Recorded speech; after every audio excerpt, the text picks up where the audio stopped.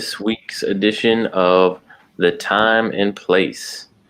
I'm Solomon, and this is Julian, and today we're going to be talking about where we've been for the last month or so, which is not here. And as you can see, we're one short. We're usually a trio or a duo. Abby has chosen her family over us. Over her real family. Yeah, no, just some personal things with Abby seem to be kind of going on as far as like her husband's work schedule and having 3 kids and house and stuff. And yeah, making a regular podcast, weekly and nightly podcast is a little hard for a mom, apparently. So with the screaming babies, we're the dad. Like it's hard having 3 kids or something. I don't know. Yeah, or whatever.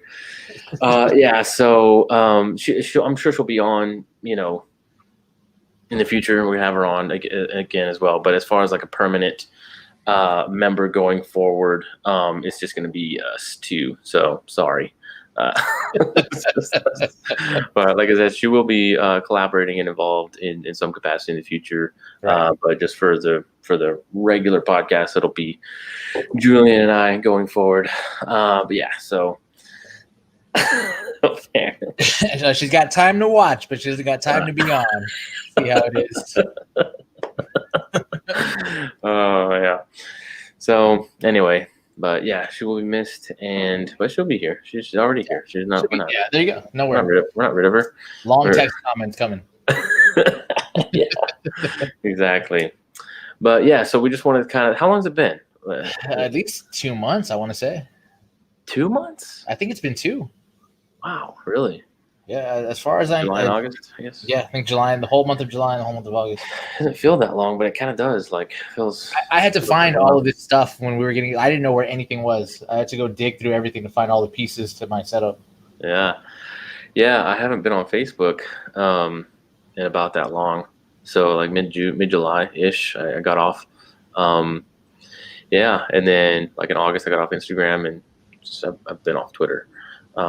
So yeah, I'm doing the whole social media free life, and you're John the Baptist right now. You're out in the desert, eating locusts. Yeah, yeah, man, it's been crazy. Just being non-social media. I gotta be honest, it kind of sucks as far as just like that dopamine hit, like yeah, you miss that. So. Yeah, it's definitely, it's just that little like, look at your phone. Oh, right. Funny meme, funny video, someone liked my thing, whatever. And it's like, gone. It's like none. And I didn't even deactivate my stuff. So it's like, oh, he's still on. I just tagged him, whatever. It's like, yeah, I have everything active. All I did was take everything off my phone, all the apps off my phone, and I haven't been on. So like, it literally is just the impulsive, quick fix thing. My computer is old and slow, so it's like I'm not gonna get on for that, right. Just to browse. But it is that 5-second, 2-second, little thing, and so not having that on my phone has been the big game changer. So I left it active just so people could tag me, and if ever I want to get back on, everything's kind of still there and stuff, or whatever, notifications and everything. But yeah, I've got off, and we can get into that a little bit more as far as my departure from social media. But yeah, we just kind of want to explain what's going on, where we've been, taking a break. I would hope COVID dying down by now, but I guess not. It's back up. It's still going strong. Undefeated. Yeah, so yeah, we just kind of want to see, like, kind of catch back up and kind of explain where we'll be going in the future of what we'll be doing with the time and place and the podcast and all that. Yeah, and that really gets into the reason why we took a break in the first place. When we started, it was kind of just a random, hey, we know each other, let's talk about stuff. Like, there wasn't really a direction we wanted to go in. We didn't really have a plan or goals. It was kind of no goals. We had opinions, and we had a way to share them. So we were like, let's do that. But spoken like a true millennial. Yeah. And then you get 3 of them together. God help us all. But it kind of got to the point where it was one of those things that we weren't putting very much effort into. Like it would literally be at the point where we're texting each other, like, the day of, like, hey, what are we doing today? What are we talking about? Yeah. And we were trying to treat it like it was something more or bigger, like it was trying to be a real thing, but we weren't really treating it that way. Right. Like we thought of it kind of that way, but we weren't treating it that way. So, and that was kind of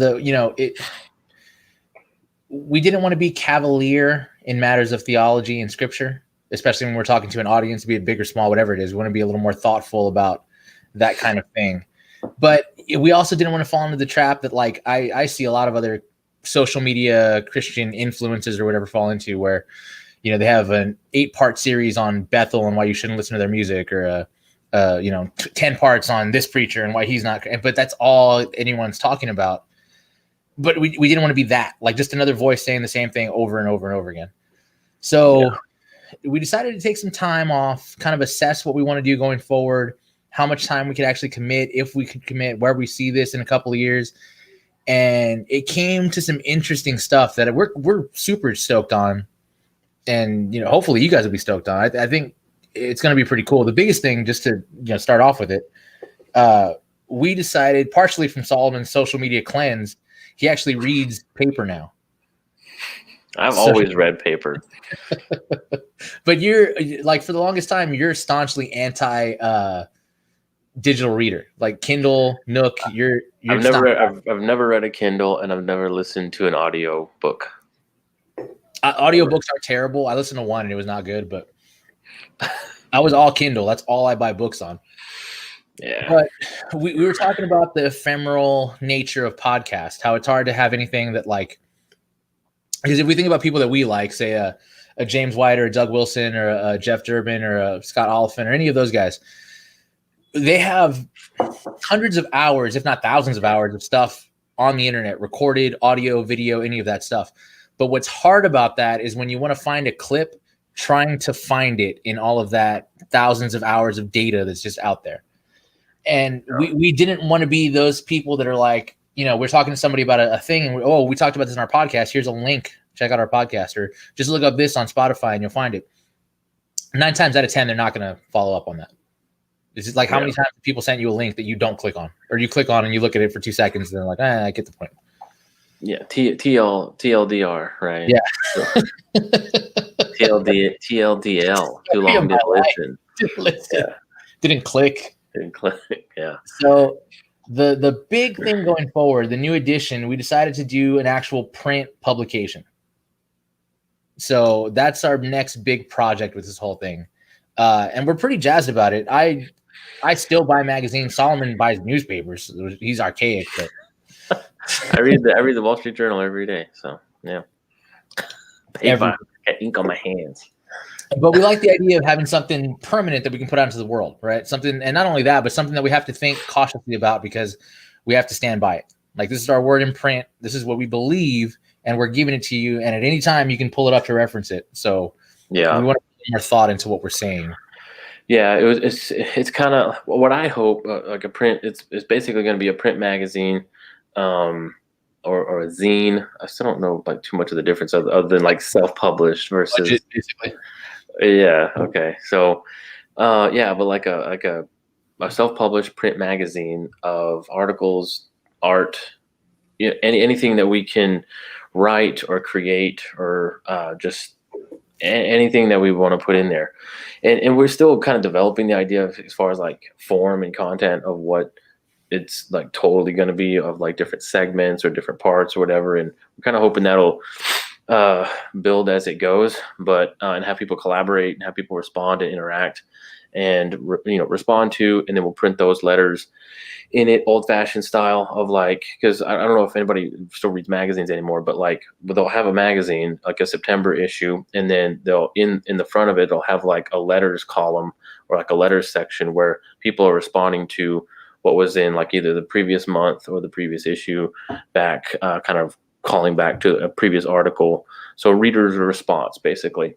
I know in the comic books, it was in the back. It was always in the back of the comic books. Yep, letters page.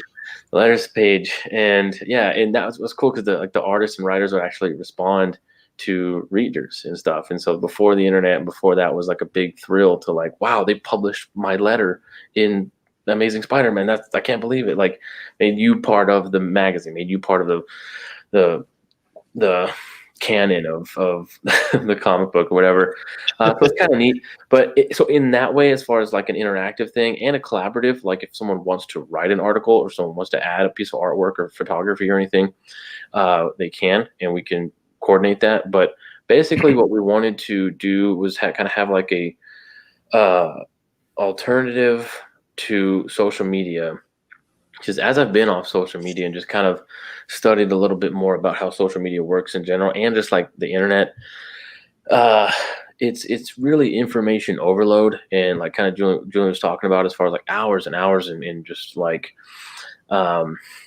just the cloud is like heavy with data Right. just packed in the internet. And yeah, it's just a mess. It's like you can have like CNN.com or WallStreetJournal.com or something has all these articles that they don't print, and so it's just like every 5 minutes is a new article, and you can never keep up. Like I can read the newspaper from front to back, or my favorite sections in it, or a magazine front to back, whatever, because I have a whole month to read it, right? But you know,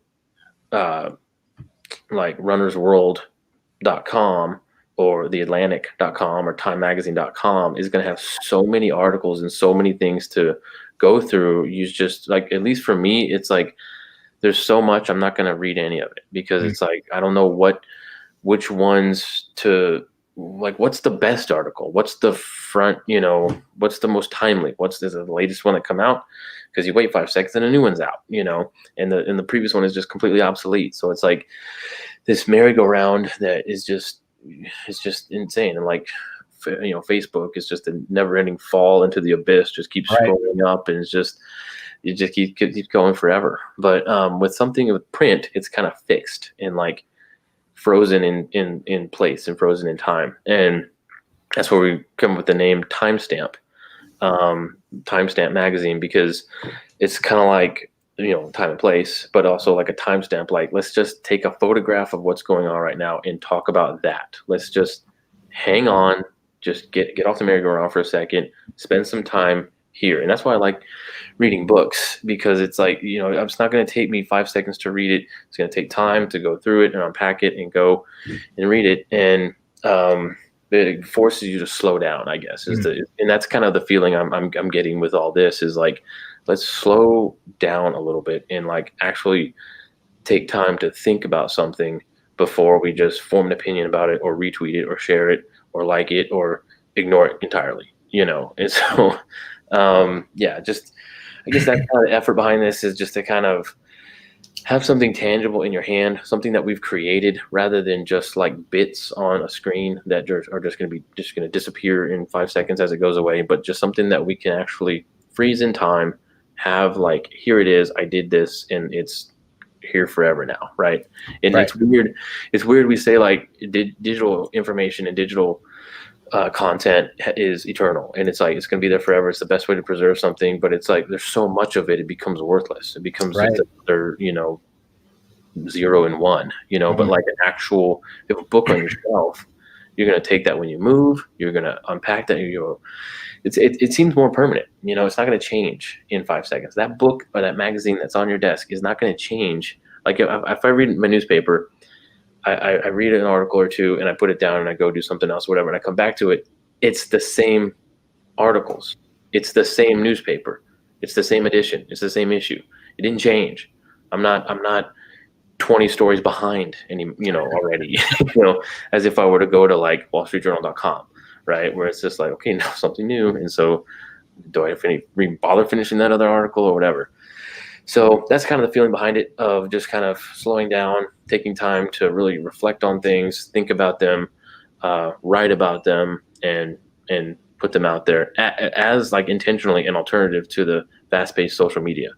Especially, interaction is kind of one of the things that we like about this kind of thing. We don't want it to be a one-way thing. We do want feedback on things that we put out there, whether you agree or disagree. Neither of us is the kind of person that like avoids confrontation in that way. We enjoy the dialogue and the disagreement and the debate. It's fun. It's fun to spar in that way, and it's profitable in that way too. There's, one of the things that we liked about having Abby on was that she had so many different perspectives on things that it forced us to look at things that we had held before and have to think about them differently, or maybe abandon some of them or figure out why we believe them more. What's toxic about that on social media is that, like you said, it's like that. I have to respond now, because if I don't, my comment's going to get buried behind 80 other comments. No one's going to see it. It's going to be, I have to get it out now. Yeah. So you don't have time to sit with it and dwell on it and think about what you're actually saying and formulate an argument and understand what they're saying back and forth. And there's nothing more annoying than when someone comments a 30-paragraph response to something you said. Like, I'm not going to scroll through my phone and read that. This is not going to happen. Face the social media comment sections is it might be the poorest way to communicate. Right? Just as far as like, well, why do we communicate? Why do we interact with each other? To get information, to share ideas. And social media comment sections are just, you've got literally everyone everyone your friend knows on here, and everybody can see the conversation, jump in. They didn't read the whole conversation before, but they can have and social media is designed to get your hot take. It's like, we just want, what do you think about this? What's trending? What do you think? Give me a soundbite. What do you got? Don't think about it. Don't look into, don't study anything about it. Don't read the full article. Just read the headline and react, and that's just such a poor way to communicate. And it's the main way people communicate now. And that's what's like really troubling, is that like, we've got this extremely poor way to communicate with each other. And that's how everyone's doing it. Like, we're not calling each other. We're not texting each other. We're not writing letters or even emails or anything to each other. We're not taking time to like express an idea and have a conversation. It's just, I saw it, I posted, someone didn't like it, I'm going to shoot back at them. No one even read the article, right? You're just sharing it. Or like, I don't know who made this meme, but I like it in there. And then you kind of, I know Jeff Durbin got in trouble for this one time. He shared something, which was pretty funny, but then like, he didn't like take the photo and share it. He like shared the post, the meme, and it was like some men entertainment thing. It was like, ooh. I don't know. I think someone shared it on he wasn't following that page, but he shared it from that page. And everyone's like, Jeff, did you see where that's from? And he just didn't look. It's like, because it was the thing. It was a quick share. Yeah. So yeah, just that kind of whole idea of social media, and just, I don't know. It's just an extremely poor way for people to communicate, and it's the main way we're communicating, and that's a problem. That's a big problem. And I remember when I still read some magazines, but back in early 2000s, that was the main way you got info, newspaper, magazine, whatever it may be. And I remember getting a new issue of something and being so excited to like go. It was kind of a social thing, because you would go show it to someone else. Like, did you see this in this issue? And you'd both read. It was like a cool thing you were sharing, as opposed to clicking on something and just sharing it on your social media. Mm-hmm. And then you can kind of see who saw it, but you're not like interacting over it. Yeah. You're not going later to talk. I've never had a conversation with anyone about something that I shared online. Not a conversation. It'll be like, oh, that was funny. Yeah, exactly. Not a real conversation. Yeah, we'll mention it, but it's no like, there's too many. There's too many things. It's like, we can't sit here and talk about everything you shared on social media today, because there's so many different things. So yeah, my whole thing with getting off of social media was, well, first it was the reason base is 2020. Like, just the crazy, insane year 2020 has been. It is a big reason. I've been on Facebook since like it started, or at least it opened up to other outside of Ivy League schools, when it was opening up to more colleges when I started college. And like, when you had to have a university email to like get on Facebook. Before it was anything, like 06, 07. And I was never on MySpace. I never had a MySpace. Oh, I had a MySpace.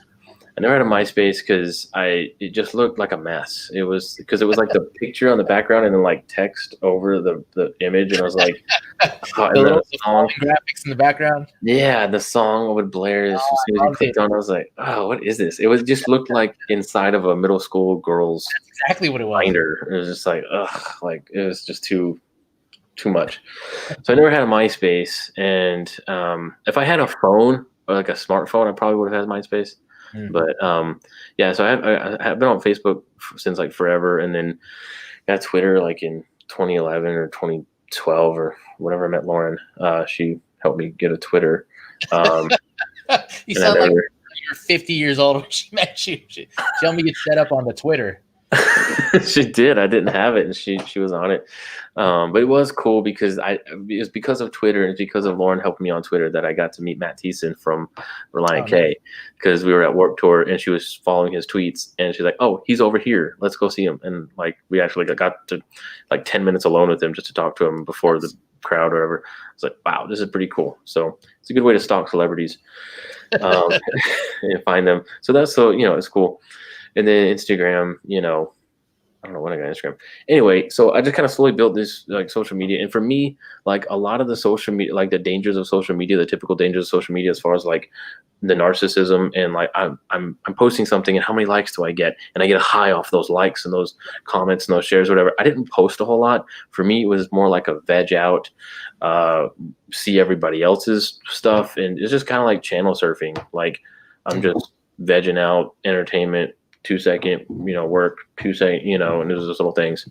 So that's really what it was. It was a time waster. It's a big distraction and time waster, but it did have that dopamine of like, entertainment. And it has that like slot machine mindset, of like, and it literally is like designed that way of how it's supposed to scroll, right? And how it scrolls down and like the slot machine things, pictures.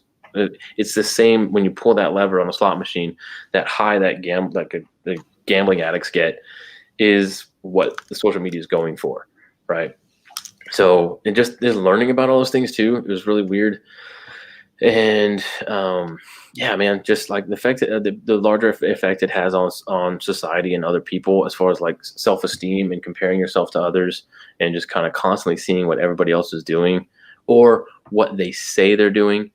And that's the thing too. We're not actually interacting with each other. We're interacting with each other's Facebook profiles, right? We're not actually seeing what they're doing. I'm seeing what they're posting and deciding to show us, right? It's like, man, their family's perfect. Their kids are never screaming or crying or whatever. I was like, wow, they went to the park today as a family, whatever. And it's like, yeah, but you didn't see the fights behind the car trip, like whatever. So it's just this, what we choose to project to the world. And I do it too, everyone does it. And so you start comparing yourself to these unrealistic ideals of what people choose to, paint their picture of their life on Facebook and Instagram and stuff. So then you're comparing to things that aren't actually real, because you see your real life and it's like, it ain't what I see on my friend's Instagram or other people's Instagram or Facebook or whatever. So then I feel like crap because, I live in reality and I'm comparing myself to things that are not reality. So that was a big deal. That's a big issue with that. And also, man, like I was watching Joe Rogan and he had this person on, and she wrote a book on denial, and mainly from industries, as far as like tobacco back in the day, and like the denial of its connection with lung cancer, and even as far back to like the slave trade in the slave industry, of like denial that of what the atrocities that were going on, and like, they don't want to be free, whatever. It's like there's whole campaigns, and people do it with like climate denial kind of stuff too, of like gas companies and fossil fuel stuff, like, the environment, whatever. So kind of climate denial kind of things like that. And she told one story about I guess like in the early 20th century they were selling radium. They were like selling radiation in like makeup and watches and like drinks, and like you could have like a radium shake and stuff, and women had radiation in makeup and putting it on. No one knew anything about radiation before the atomic bomb. This is before like a lot of the harms of radiation. It was like, hey, it has a glow, it gives you a pep, it gives you a cosmic pep, whatever. And so people were eating it and like putting it on their face and all these things, and they didn't know. And we laugh. We think that's insane right now, because it's like, how in the world you put radiation makeup on your face, or have a radium shake and drink it, once a month. that's insane to us, but they just didn't know the dangers of it. They were messing with this new element that they didn't completely understand, and they were doing with things with it that they shouldn't have been doing. And I think that's how social media is. Really, is like we've created this new form of communication and this new technology that we don't completely understand yet, or even how to use it. And even they don't know how to use it. Is it a publisher or is it a platform? Right? Are they AT&T or are they like a private website? And they can control information or freedom of speech and all these things. There's not even laws. The laws can't even keep up with things that are happening on different social media stuff. So I really think that's, like we look back at the radium and those women who put radiation on their face had something called radium jaw. Do yourself a favor and don't Google radium jaw. And it just destroyed them. And the effects started showing up when this rich person was able to afford a radiation shake per day. He had one a day, and he's like, I don't feel so good. And then it was like, oh, he has a condition, or that has nothing to do with the radium drinks, and and they did the same thing with lung cancer and cigarette. Oh, they had cancer already, and it has nothing to do with all these doctors say these cigarettes are good for you, or it relaxes you, and it's whatever, and it's just these denial campaigns that they have. And I don't think social media is doing that now, but again, it's like there's not even like a denial of it. But I think we'll look back in 100 years and be like, man, I can't believe we were doing social media that way. Like there was no restrictions. We didn't like kids on it. Yeah, or yeah, exactly, whatever. And I think in the future they really will start to connect anxiety and depression and suicide and mental problems with social media, like directly, just like we do with lung cancer and cigarettes. Yep. Right? Like we think like, okay, yeah, of course cigarettes could give you lung cancer. It's like, oh yeah, of course social media makes you want to kill yourself. Like, you know what I mean? I think we'll really start making those connections in the future. Well, I mean, think about how crazy. What I thought about that way is like, it's like radiation to me. First of all, for like one time, if I knew it wasn't going to kill me, I might try a radium shake just to see. Because that sounds, it's one of those things. It's like, I don't want to bungee jump every day, but I want to try it one time. Yeah. But I mean, the thing about social media that's crazy is we grew up way before even the internet was a thing, right? Like I remember the first computer we had at home, I would go to watch a video, and it wasn't even YouTube back then. I would have to go to the site for whatever it was, usually Homestar Runner. And cartoons. Yeah. And you would click on the video and it would load, and I would get up and leave and go do something else because that's how long it would take to download. Yeah. It was horrible. You wake up everybody in the house that you're on at night. Can't pick up the phone. You get the phone, like, I lost my video. The Matrix screams at you through. It's like, yeah. But we were, Dial up. We were trying to figure out.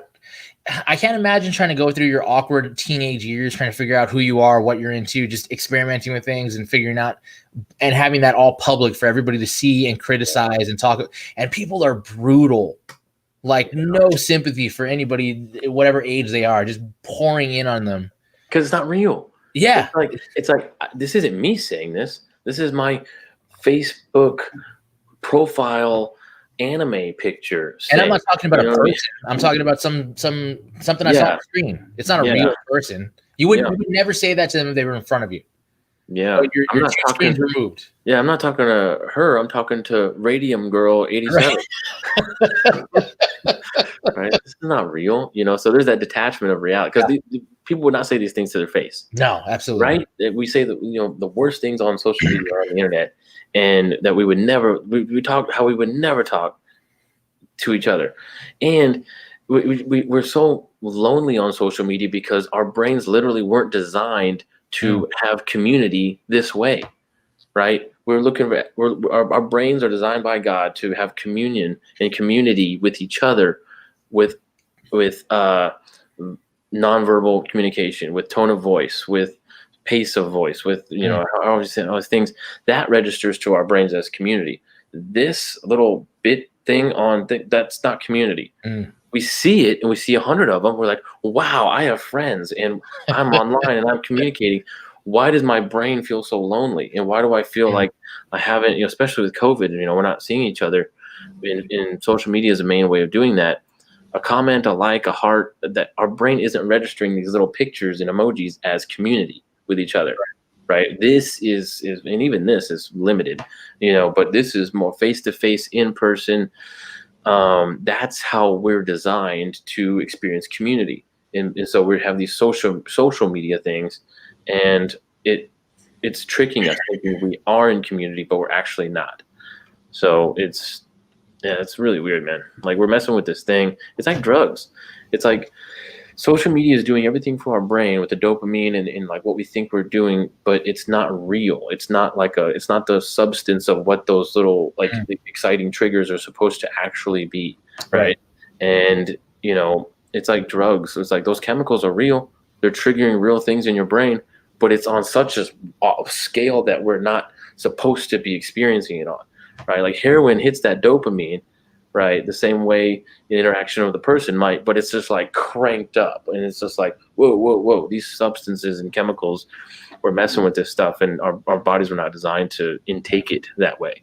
And I think social media does a lot of the same things, for sure. So before we jump to the next thing, I did want to mention, I'm going to put it on the screen real quick, and then the magazine run for now is going to be by request only. So if you want one, we set up an email account. Free, yeah, absolutely free. No charge to you, but we do have to know that you want it so that we can get it to you. So the address is right there on the screen, timestampzine@gmail.com. Just let us know you want one, and we'll make sure we get it to you. We're trying to get a print run. We're trying to see how much we print this many. It's like, well, who would want one? I was thinking we could just kind of give them to people since they're free or whatever, but it'd also be nice to know who actually wants one. Right. So we're not printing them for nobody. And there's going to be other stuff in there too, freebies, whatever we can come up with that we think is cool to throw in there. Little postcard size art stuff, poems, whatever else, other things we can get in there. So there's other bonus content. If you're interested, drop an email and we'll make sure we get you one. My ultimate goal is that it's not just us writing stuff and doing stuff with artwork and content for the magazine.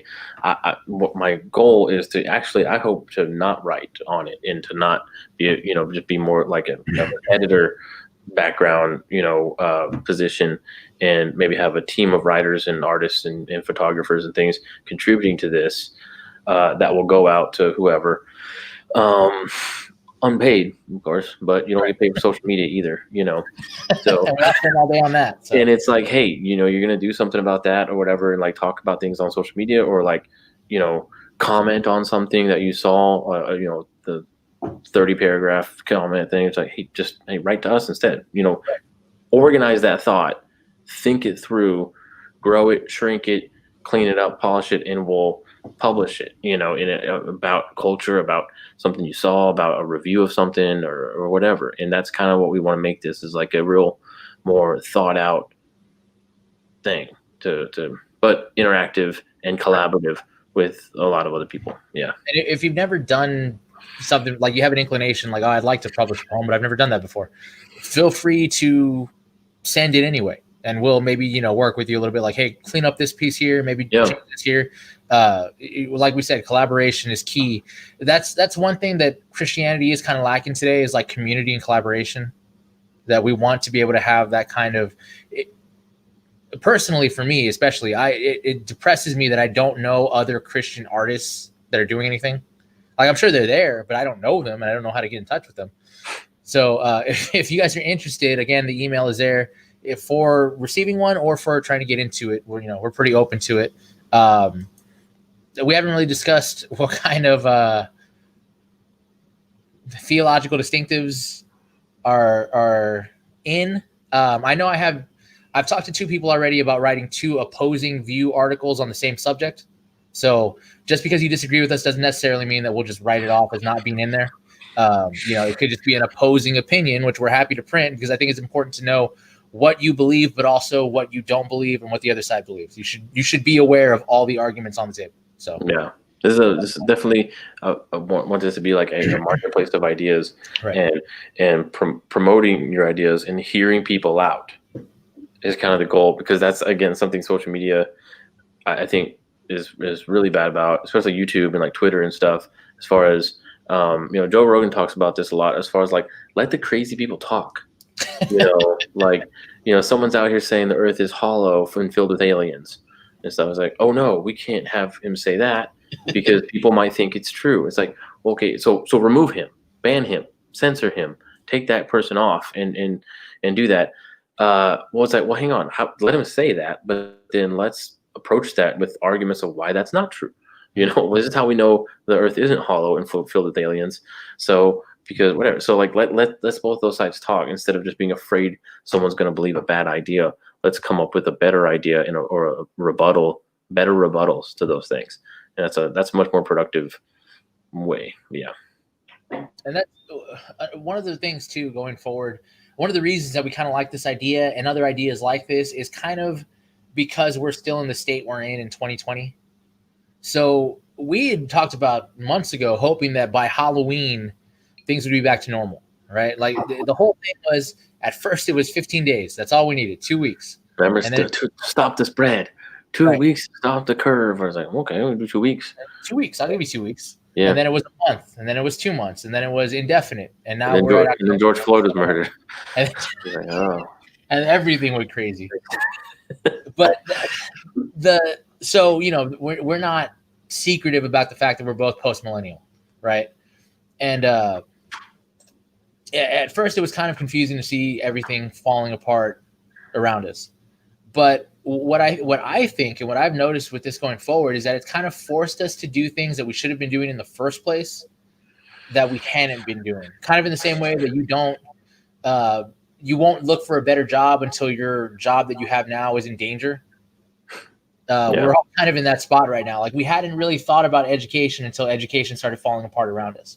It was the first time that college students looked at the college format and was like, hey, I don't know if this is necessarily what I agree with.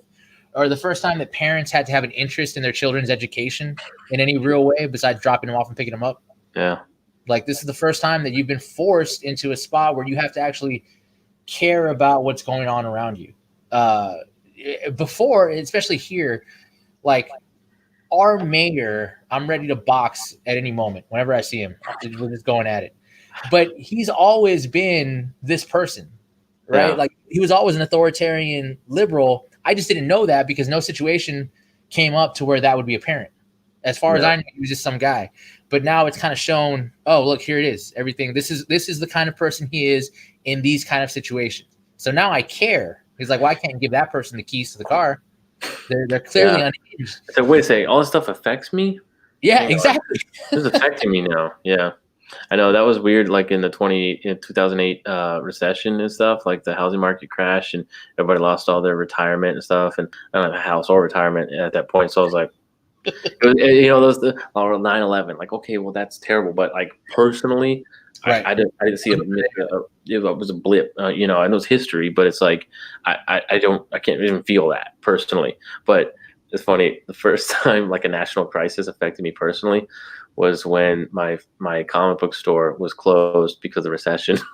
I went and it was like 2008 or 2009. I went and it was Jack. Remember Jack, Heroes of Fantasies at Bitters? Yeah. So he had this little hole in the wall comic place. That's where I started going. And he I guess Santikos was like raising the rent on the whole like strip that he was on, and he's just like, we had a contract, I ain't paying it, whatever. And they're like, they're gonna close the doors on you, kick you out. And he let them just kick him out. And then like, yeah, and he was like doing 75% off everything, and I was like, just grabbing comics and like doing. And then I went one day, and it was locked. And a sign on the door, due to non-payment, rent, whatever, establishment is closed by Santikos, property or whatever. And I was like, oh, this sucks. Like, this guy, you know, through all the recession stuff, this happened and the economy tanked, and now I don't have my comic book store anymore. So, I still don't know who's a scroll and who's not. Well, and he like left a bunch of merchandise, and so I looked inside. There was like statues and comics and stuff. He just, yeah. I was like, about to go all like 2020 riots on. I started looting and like free stuff. But no, yeah, it was crazy. He just like literally just left. He didn't even tell people about their special orders and layaways and stuff. They just screwed out of all that stuff. That happened to Jim. I was a member of one time. It was a small one like down the block from me. and no inclination that anything was wrong. And one day everybody showed up to work out and the doors were locked. All the equipment was still inside and we didn't know what was going on. And the guy next door came over. He was like, oh yeah, apparently they haven't been paying their rent. So yeah, that's what happened. It's just he like moved to Colorado. Jack just like up and like moved to Colorado and didn't tell anybody. He didn't tell Heroes a fan. He's a franchisee. He could have sold all of it back to Heroes and tell him. I don't know why, but I remember being there and he's like, and I didn't understand that he was a franchise owner. And he was like, yeah, they're gonna shut me down, and just whatever. And I was like, well, when are you done? And he's like, I don't know. I didn't understand, like, how do you not know when your business is going to be done? And I was like, I was taking the 80% off everything, sales, going out of business sales, but whatever. Yeah. But like, national crisis affects you. And so then, I went to the other Heroes Fantasy location and got a job there. So, but yeah, it's weird how COVID is affecting you. It's affecting everyone. This is the national crisis that's affecting you and your entire family. And so, yeah, you're really forced to look at like, oh, maybe I can homeschool my kids. Oh, maybe we can do with less. Oh, maybe we can, maybe I don't want to work this job or whatever it is. Like I know my job, like we work from home, and that was like, I think the future of offices are going to be like, why are we paying all this rent in office space when we sent everyone home and saw zero lack in productivity? What? Okay. Yeah, I'd rather keep millions of dollars in office space rent, I mean, not only that, now it's going to get to the point where like, oh, you're perfect for the job. Are you willing to move? Is going to be a question of the past. Well, people are taking pay cuts too, which I really don't understand that, because it's like you have a job in California with Google or something, and then for this year you go move, you sell your house, you go move to Oklahoma. They cut your pay because Oklahoma's a smaller cost of living. It's like, well, that's bullcrap. I'm still doing the same job, right? You don't pay me of what I need. You pay me for the job I do, right? Like, I don't know. Maybe you do, but I just so. But people are taking it. People are like, okay, I don't care. You mean I can work from home and it's $10,000 less, and if I work from home, I'll take it. Well, I mean, especially in California, that's burning around you. You got no power. Everything's on fire. Oh my God, it's nuts, dude. Joe Rogan moved here. He's in Austin. He's not in Austin right now. That's crazy, bro. He's here now, man. Someone pointed it out too, that it's funny that like the Spotify deal was what got him to move from California. He's like, yeah, right. Like, yeah, I'd like to put some of that money. Yeah, it's like he's just doing that because he don't want to pay the taxes on that 150 million. He's like, yeah, would. Yeah. Well, you pay, and you get taxed. The income tax over 50%, and you're stepping over needles and homeless people in the street. Still. Yeah. And your power's out. It's like, well, what am I doing? What am I paying for? What paying all these crazy high taxes for the city and stuff, and everything's burning down and crap. It's like, if I'm gonna pay this much taxes, what a good city to live in. In our church small group, we've been going through Romans. We're still in the beginning, so we haven't got to like the we're not controversial yet. I'm done with chapter 3. Not Calvinist yet. Yeah, we're not. Everybody hasn't become a Calvinist yet, or left the church. In chapter 1, we were talking about how he says that God gave them over to a debased mind. Yeah. And I'm talking with someone about how crazy it is to watch California, because it's gone from like the promised land to just garbage in 100 years. Like you think about when it started with the gold rush. Yeah. Like this is we got to go. This is the opportunity. This go is where west, young man. That's where you head. And then, you go forward into that and it becomes a booming town and you've got the railroad and everything going through. And then it becomes Hollywood and it's glamorous and you have Beverly. Yeah, it's like it's the best place in the country you would think to live is Southern California. Yeah. But because of the inclinations of the people that live there, they've voted themselves into, it's literally like Escape from LA right now. It's just a horrible place to be. Yeah. And given the choice, they're going to keep voting that way. Well, and that's when, like, okay, Silicon Valley and the jobs and stuff were there. It's like, well, I can have my job anywhere, right? If you're working in an office, like all office jobs are from home. They are remote now. Internet, I can be anywhere. Remote, yeah. And it's like, wow, okay. It's like, I mean, that's a big deal. That's a big incentive, for that. And I don't know. It's just, there's a lot of philosophies of like workspace and working remote, working from home. I know it's harder for me sometimes just having to no toddlers, and not a very big house, and I don't have my own home office, so it's like I'm right in the middle of the house, and kids are going nuts. It's like, yeah, it's kind of hard to be on a phone call. But if I had a home office and my kids were a little older or something, then maybe it wouldn't, be awesome. But I did read about a guy who, an author who was saying that he turned his garage into an office for that specific reason. Yeah. He was like, I'm not leaving home, but I need that space between, so I feel like I'm working and not just staying home. Yeah. But it is interesting. But it's funny too how many other structures are falling apart. Like sports is back, but I don't feel like anybody cares.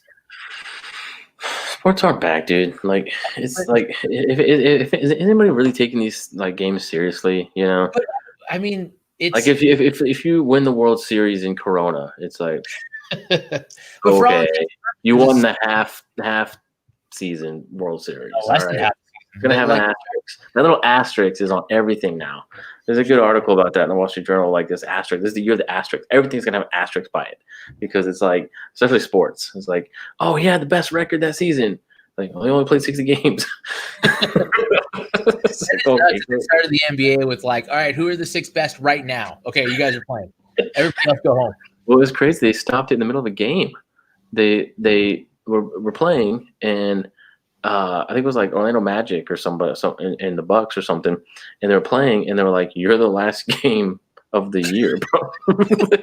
They told them at halftime, like, this is your last game. And I think Boban, that real big tall guy, used to be on Spurs.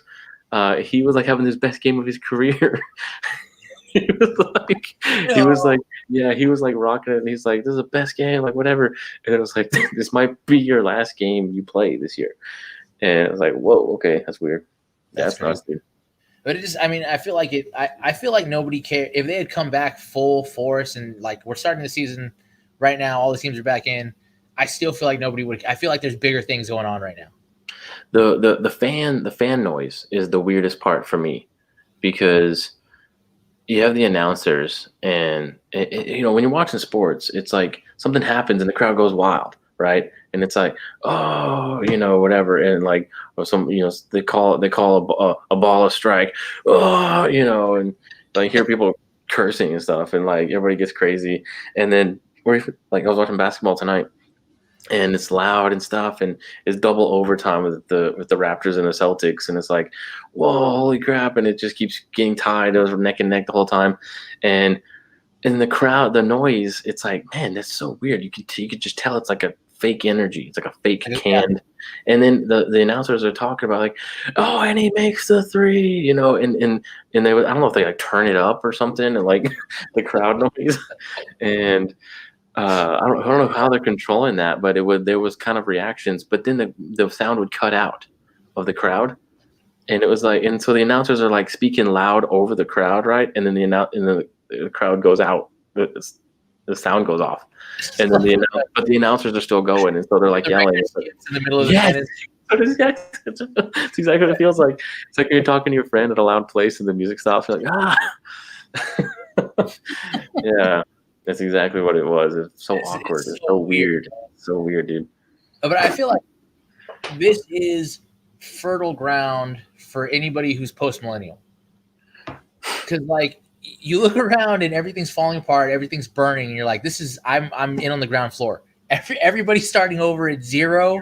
I have as much a chance as anyone else to get my thing off the ground. What do you mean post-millennial? Like, eschatology? Like, yeah, well, eschatology and outlook on the current world, because whether or not we want to say it or not, your eschatology affects how you do things today. That's just the reality. What you think about the end determines what you do now. So if you're waiting to get, invasion of the get snatched away, if you're waiting to get this is the ended where you just float away, you're not going to put a lot of effort into what's going on. And this is kind of confirmation for all of that. It's like, oh, the world is falling apart, it's all going crazy. But if we're thinking post-millennially, it's like, okay, well, this isn't going to be forever. We're going to get out of this at some point. It has to end. So let me take care of that thing that I've been putting off forever, especially now when everybody's starting over at 0. Like, there's no more, it's Luby's is closing. But it's like, but what about like, okay, so the post-millennial eschatology, the world's supposed to be getting better in this golden age of Christianity, and the world become more Christian and the more in better. How do you explain 2020? You know, well, that would be like if someone watched half of It's a Wonderful Life and said, "I thought you said this was a happy movie." You know, if you only see the first half, it's terrible. Yeah. But you got to watch. Is this Act 2? Are we in the Act 2 of life? We're right before. Right now, The Empire Strikes Back. Like we're waiting for Clarence. Yeah, exactly. That's where we are. We're still in there. The Empire Strikes Back. Like, oh no. But I mean, a lot of stuff has kind of come to light, I guess, in this time, because like I think we were a little, for better or for worse, Christians in America were kind of held hostage by the Republican Party because they were the ones that said all the right things. Yeah. And what we've seen now is that the government will get stern when they want to, but not about things that they don't really care so much about. So like some of us have been watching jobs fall apart and businesses go away, and Planned Parenthood is still open and still funded. And it's like, hey, I thought you guys were anti-abortion. I thought you were going to take care of this. But even when the whole world is falling apart, you're really not doing anything about it. Well, I know, and you know, yeah, like everyone, all the controversy around Brett Kavanaugh's Supreme Court justice was like, he's gonna end abortion. It's gonna be The Handmaid's Tale. I'm like, okay, no, it won't. Like, I would want abortion to end, and I'm not that hopeful. I'm not that hopeful in this guy, you know, saying abortion is the law of the land. Okay, what the heck does that mean? Slavery was the law of the land. What are you talking? You know, like that's a stupid answer. So everybody's so afraid. Oh my God, it's gonna happen. It's like, no, he's not. He's a conservative Republican, and you know, like, what does that mean? It doesn't mean anything in actually ending things that displease God. You know, it doesn't mean anything if you want to be in office for any extended period of time. Yeah, like, I was thinking about that. Like, that is a good point. That, you know, Big Eva, evangelical corporate body that it's become, is just kind of with the Republican Party. But the Babylon Bee had a really good take on it. They're saying, like, you know, I think it was the last election, they're saying, you know, Christians have a choice between a party that makes a mockery of their values, their biblical Christian values, and a party that outright denies them. Right. So it's like, okay, what is a Christian supposed to do? Is get the two-party system that we just happen to live in, you know? It's like, okay, I'm trying to deal with the situation as it is. You got the left and the right, the Republican and Democrat, and it's like, okay, how do I vote my values?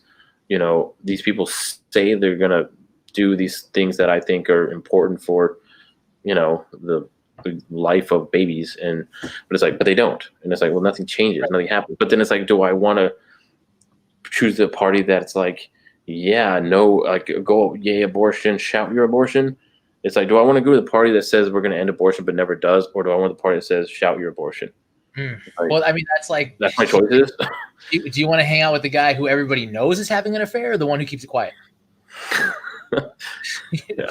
Which one do you want to be friends with? Well, ideally neither, but and maybe that's, you know, maybe that's the point where it's like, okay, as much as I think libertarians are kind of goofy, I have to admire their conviction to keep voting for a third party even though they don't win. And every year they do kind of get a little bit more steam. Like, you hear about it a little bit more, but it's still, you know, to me, the problem with libertarianism is it's still a secular worldview that has no like underlying truth to it. We need a libertarian that sneaks into the Republican Party, like, because a lot of people, you could say Trump is a third party candidate. He's not a Republican. He's not a Republican, dude. He's not this like traditional classic, you know, conservative Republican. He's just not. He's this weird other thing. He ran on the Republican ticket and won, but it's like, what is he? He's not a Republican. He's a New York billionaire. Like, what? That's not, you know, television reality show star. Like, who is this guy? He's in the WWE Hall of Fame. Like, dwell on that for a second. He's the president. He's taking a stunner from Stone Cold Steve Austin. Yeah, man. He's also peace between Israel and Palestine. He got nominated for another Nobel Peace Prize. You see that? I saw that. What is happening? Well, even Bernie Sanders too, just kind of on the other side, is like, he's not a traditional Democrat. Like, what is this socialist, like, weird, you know? Yeah, man, it's weird. So you see these kind of third party candidates that don't quite fit into the Democrat or Republican that are getting in and getting far and winning. So it's kind of like, okay, well, could that happen? I mean, libertarians are just too. It's a clown, It's just it's a crazy show. It's So, but that's the thing about libertarians and democratic socialists, whatever. They've been more post-millennial than post-millennial people have been, because they've been playing the long game. Who? Both socialists and libertarians. Third-party candidates or whatever? Both third-party candidates. Like, okay, well, we're not these, but if we work on the floor long enough, we're going to get where we want to be. And get in the system to change the system. Exactly. Like, people like Bernie Sanders or AOC, like in the 60s, that's not happening. Yeah.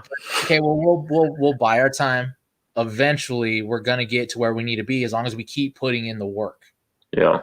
So I think it's weird too how perspective shifts and things, because it's like, what the Democratic Party used to be like. There's these like Rust Belt factory workers and that are voting for Trump now because of his big like pro factory kind of thing, and it's like they were all lifelong Democrats, but then they voted for Trump because he was this kind of pretended to be like, or put out there, or is now a like working class hero kind of guy thing. And so yeah, it's weird, man, how things just kind of change. And it's like rich yuppie white people who are Democrats. So it's like, well, those used to be Republicans, right? Like the preppy academic Ivy League, those were all Republicans. So now it's like all Democrats and stuff. And so yeah, man, it's weird. So I mean, I think now with what's going on, with all the things that are being kind of like unveiled and taken apart and broken down, like Christians are realizing like, oh, all of these things that we just took for granted actually do have an impact on us. But not only that,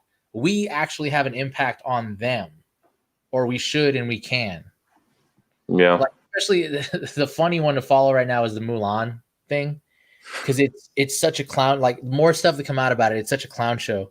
Like, apparently Disney filmed the movie in a specific region of China that's controlled by the parties that are doing the stuff that you're not supposed to do over there. The concentration camps of the Uyghur Muslims. Yeah. And they thanked them in the credits for allowing them to film in the area. So it was like, whoa, this is getting like, we're starting to realize like, oh, it's like the NBA with that, with like, exactly.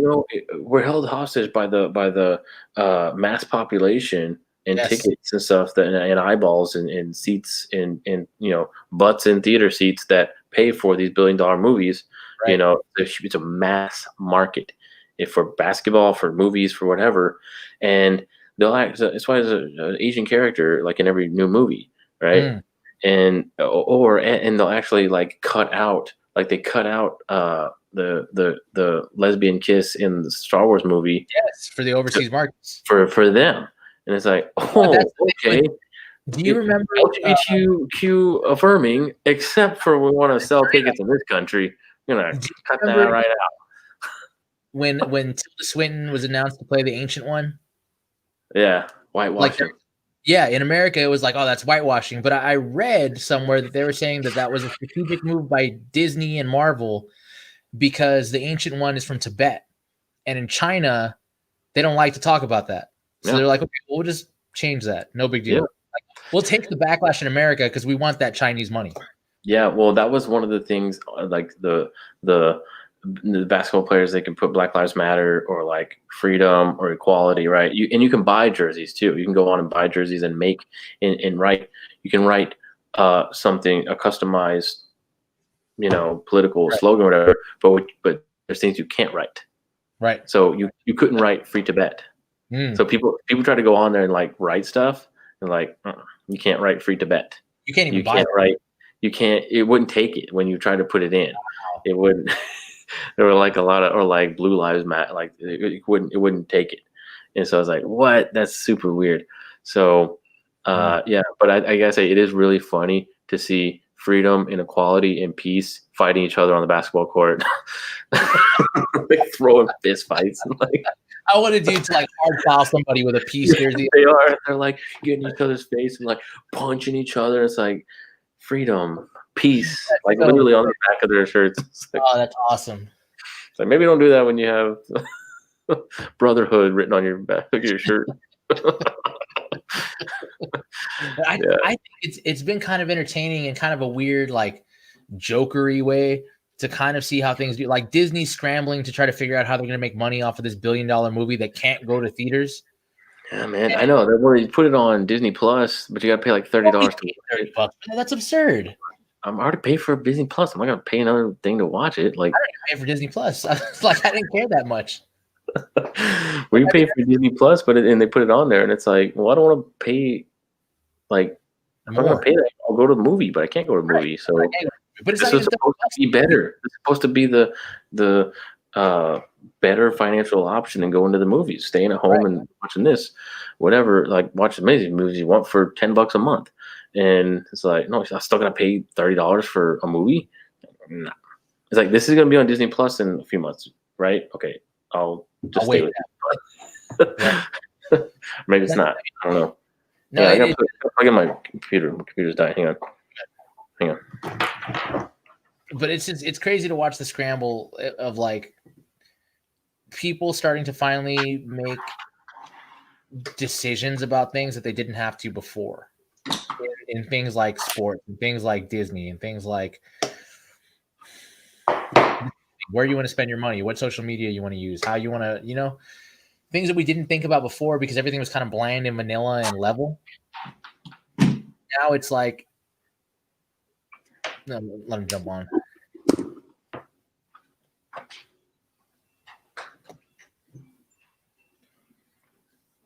Now it's like being forced to choose a side, and when our hands are forced, we actually have to make decisions that are consistent with what we say we believe, whether or not they're what we enjoy or whatever.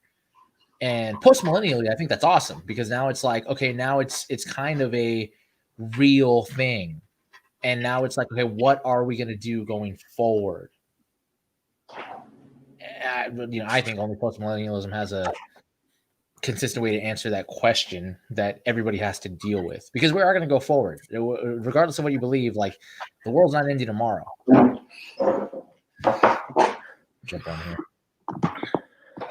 Hey, this might be a good opportunity to talk about how we're going to edit this, and like it's going to cut right there for the audio podcast. Yeah, we'd edit something like that out. Yeah, for audio. Speaking of editing, did you see the thing from CNN that it made me laugh because it's so 1984? It's actually, it's not even 1984. It's so Stalin. It's hilarious. The Redskins thing. Yeah, the Redskins thing. Yeah. It's so egregious that they're just airbrushing out history. Like, it's Stalin. It's literally what Stalin would do. It's like what they airbrushed those Czechoslovakian guys out, right? Of like pictures. Yeah, they just airbrush them out. Like, yeah, like a floating hat. Yeah, like a hat that's like floating. Like, what is that? Or like an extra hand in like a group handshake or something. Like, don't worry about it. You want to get airbrushed too? Don't ask any questions. You know what? You're getting airbrushed too. You're not in the next picture. That's so crazy. Yeah, that's really weird, dude. I was saying that the thing that's happening now is that before we could be neutral to certain things because they really didn't affect us so much. Like, we could be neutral on sports. I don't really care what they think. I just want to watch a game.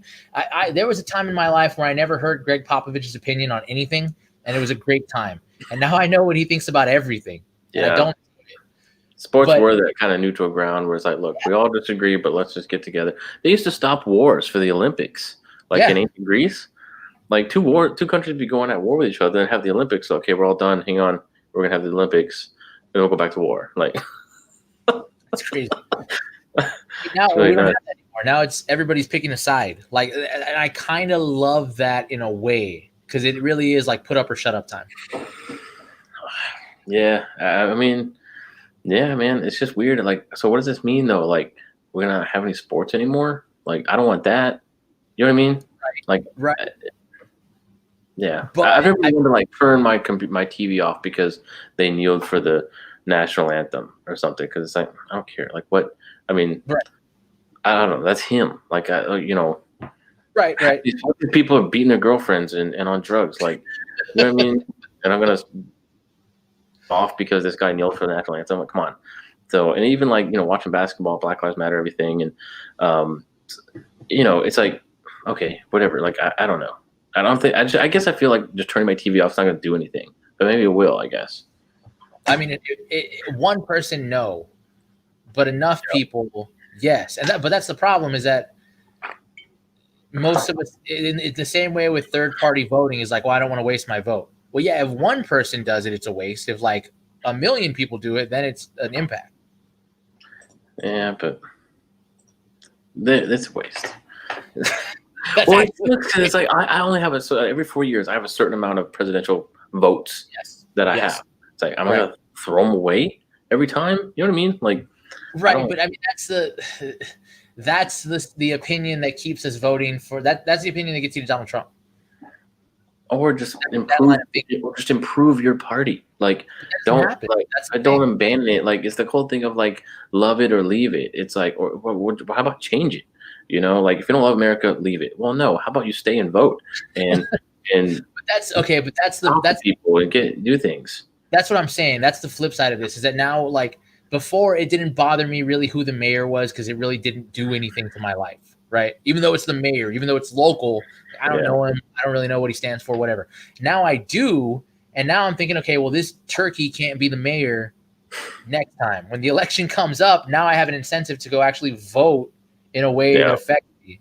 And I think it's weird how, like, as people get older, they become kind of more conservative, especially fiscally, as far as like, oh, I pay property taxes now. That's coming out of my check. Oh, okay. Right. I get a paycheck now. Oh, okay. I have to pay tax. Oh, okay. Yeah, that's going to determine who I vote for. You know, well, I mean, that's the difference between conservatives and liberals, especially fiscally. Concerned about it because they have stuff to lose. Yeah, it's like, if I'm a broke dude and I don't have anything, it's like, okay, cool. I'm gonna vote for this person so I get my tuition deleted. You know, it's like, yeah, but when you grow up and get a house, that same guy or same kind of guy's in office, you'll be paying out the butt in property taxes. Like, you know what I mean? So you're gonna pay for it now, pay for it later, basically, if that kind of same person stays in office. Because like now, if Bernie Sanders became president and like canceled student debt, I'd be like, awesome. That's awesome. Like, for me, like, that's great. I don't own a house. So it's like, that's my biggest debt, is my student loan. So it's like, you're going to take away my biggest debt. That's a benefit to me big time. But now we have Bernie Sanders in the office. As far as like, now the older I get, and then AOC's in office. Well, now I'm paying for their Green New Deal. It's like, well, crap. You know, I wanted my student loans taken care of, but I don't want to pay this kind of property tax the rest of my life. You're talking as someone who has kids and goals and aspirations. And right. Yeah. Well, I think that's what it is. Like, well, I'll never own a house. I'll never have this. I'll never do anything. So just keep giving me a check, you know? And it's like, okay, well, that person, has no incentive to think about the future of what they might own and what they might pay property taxes on, or what they might. Well, I mean, especially when they don't have kids. That's maybe the biggest one. Like, a lot of these broke dudes have kids. I mean, do they have kids though? That's the thing. Like, they have kids, and the fact that they reproduce with someone. Yeah, so like, that's the motivation too. Is like, well, I have kids with a bunch of baby mamas and I want the state to pay for them because I don't want to raise them.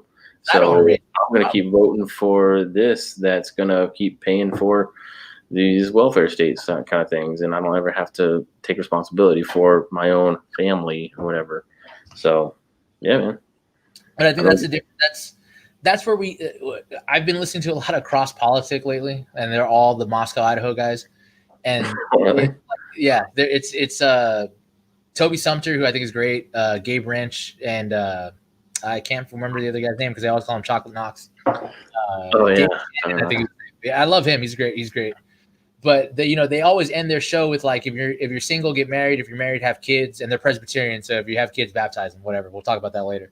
But but that idea of like, okay, get married, have kids, something that's a Christian ideal that's like missing from American politics.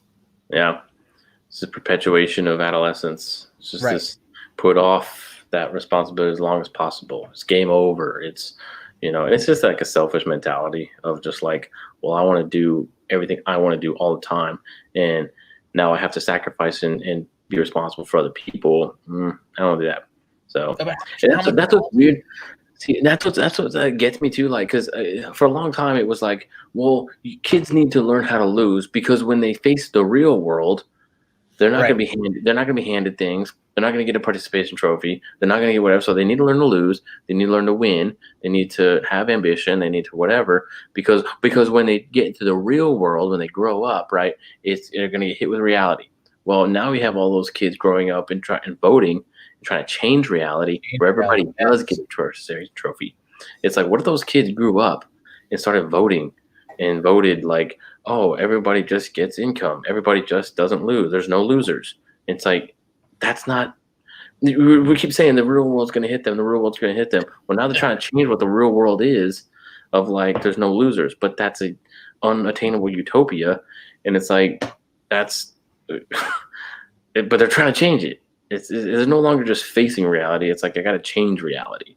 It's like, you can't change reality.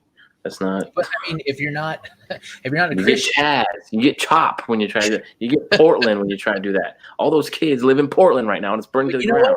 You know what? If you talk to those people, they would say like, "Well, it just didn't. We didn't do it right. If we had another chance, it would work out. But if I was in charge, we have 100 years of that. We have 100 years of people trying this bullcrap, and it's not working. All you get is more crime and devastation. Because people don't know about that. People don't know about the gulags. People don't know about the failed things. They don't know history, so they keep repeating it.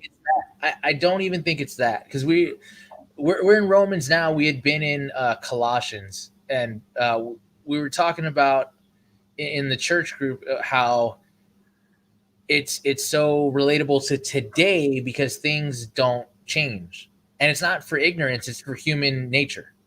Yeah, as long as human beings are human beings, we're going to have these same problems. And I think that's what, like, you have one side of ideals that wants to deal with human beings as they are. You have an other side who wants to change what human beings are. Well, only God can do that. Right. And that's what's weird is like you have these godless worldviews and ideologies trying to achieve regeneration of the heart. And of like Karl Marx, like that was the whole thing. It was like, we can change what humans are if we change the society, break it down, build up something new. Like human beings are only the way they are because of society, of the current society we have. So we need to destroy society and build up something new, and that'll change the human creature.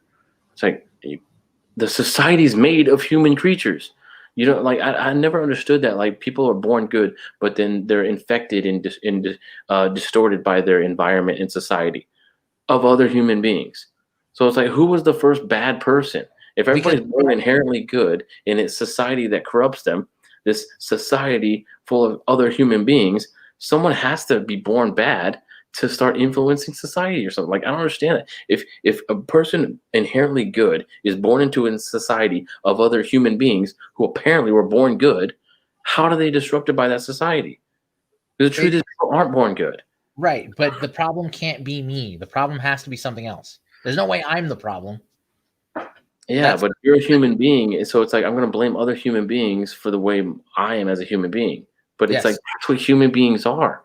It's a complete cognitive dissonance of like, I'm going to escape from reality of saying like, well, I'm only this way because of my environment of other people who were born exactly like me.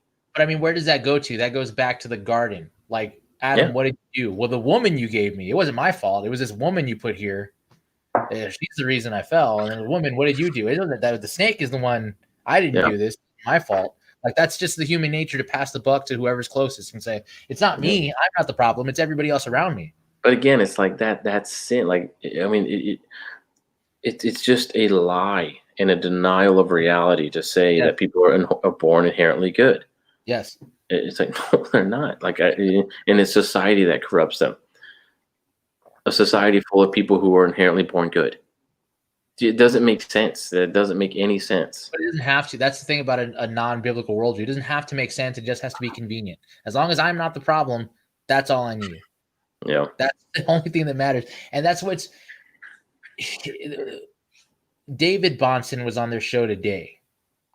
And he was talking about how there needs to be David Bahnsen, son of Greg Bahnsen, who's, you know, the GOAT of apologetics. Oh, yeah. He was saying how there needs to be a two pronged approach to changing society. He was saying, like, we keep trying to vote ourselves out of these problems, but that doesn't work. It needs to be boots on the ground. So essentially the person to person contact is what's going to be that's how we spread the gospel, person to person, on the streets, in the coffee shops, all of that. He made another point where he was saying the other problem is that we don't have anybody who shares our ideals in control of any of the institutions in society. So like if you think about all the universities that were founded by Christians and now they're just pumping out complete secular ideology and there's no opposing voice in any of that. Yeah. It's an atheist factory. Yeah. I mean, I think part of it too, kind of like we're talking about social media, is getting out of these sort of walled gardens on the internet of social media. Like social media is not the internet. Facebook's not all the internet is, but it kind of has become. We've got like 3 major platforms that control the internet, basically. Yes. I don't go to, someone's website. I go to their Facebook page. Right. I don't go to someone's web page. I go to their Instagram. I go to their Twitter. I go to see what's going on, and they know that, and that's where they're active. They don't just make a website and have a blog and content and information. I mean, they do for the baby boomers who are still going to actual websites, but social media. So then now we have Facebook, Twitter, and Instagram controlling the internet, basically. So that sucks. It's really crazy. I don't know if you would remember this, but I heard somebody I think it was Doug Wilson talked about how your social media is how people judge you now. Like if they want to find out who you are, they go to your profile and see what employers. Yeah.